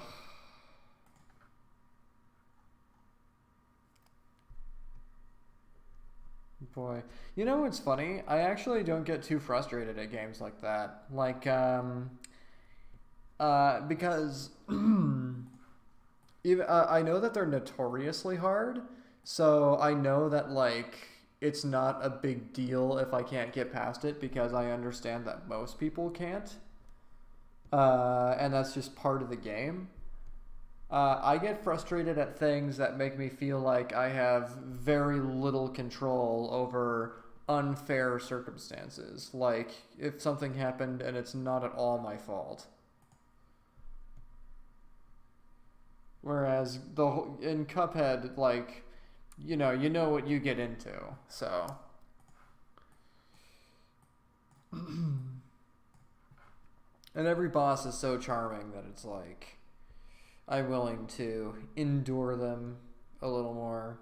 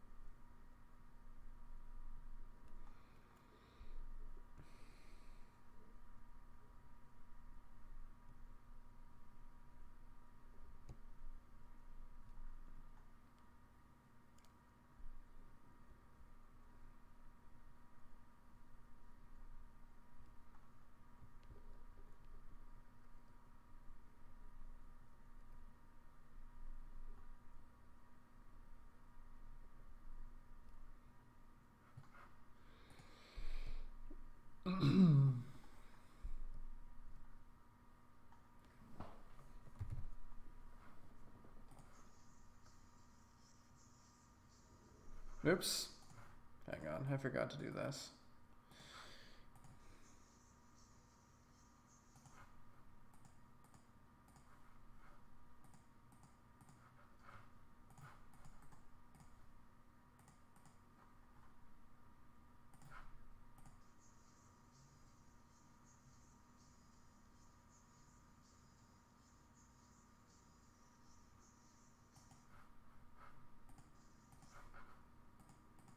And now for the funnest part of all, making this thing fucking explode.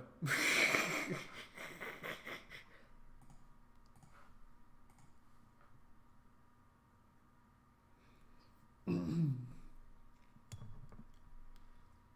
yeah. When you, I mean, yeah, that's fair. Cuphead is definitely I got a whole other thing going on, and I remembered Super Mario Brothers 3 actually frustrated me a lot when I was playing it.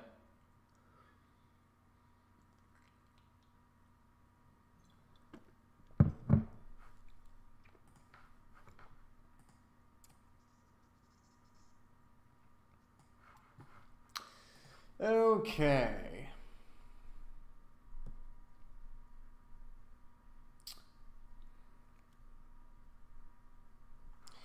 let's turn this off.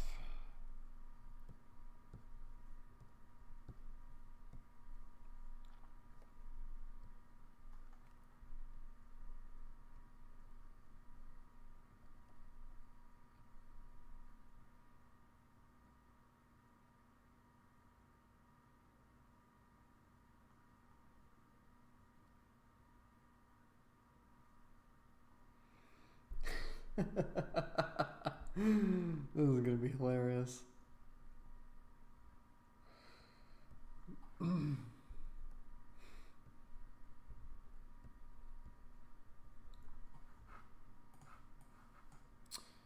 And like that.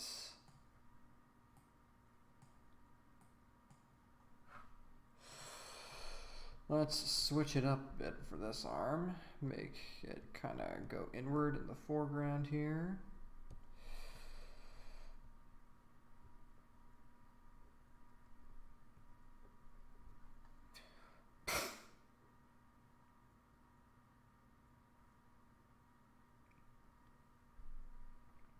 Let's make this leg here fly.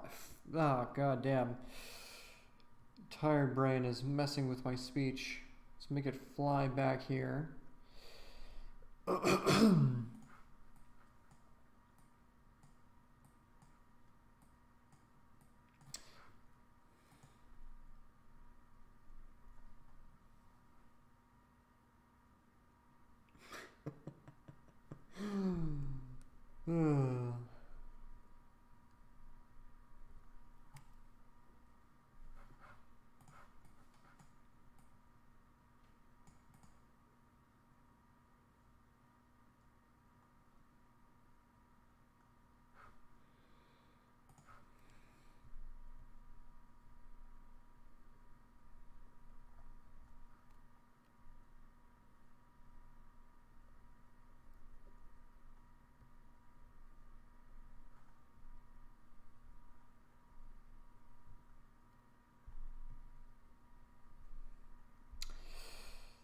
The only thing is, effects animation is not one of my strong suits. I would like to get better at it, but it's not something I regularly practice, if I'm honest.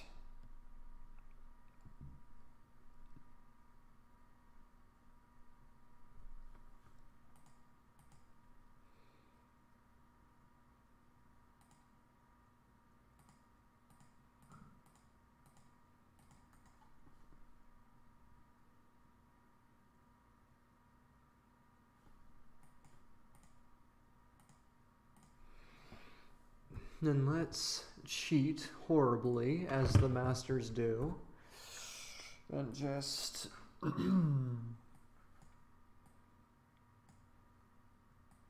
let's make it appear ever so slightly so that it's implied where it goes. And also, we should probably make it bigger.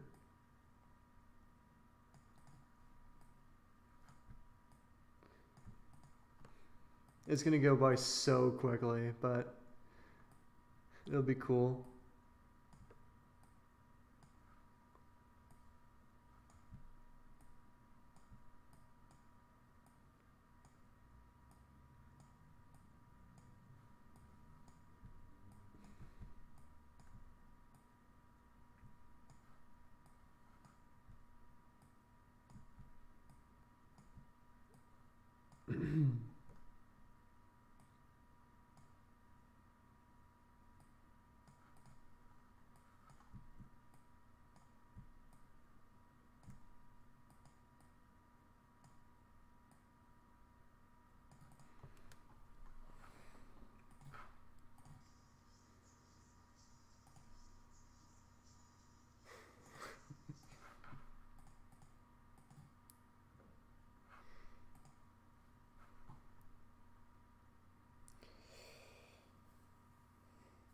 All right. Have a good night, Matt. Thanks for tuning in. I don't think I'm going to be doing any streaming tomorrow, but I'll definitely let you know when I'll do it next. So, yeah, thanks for stopping by.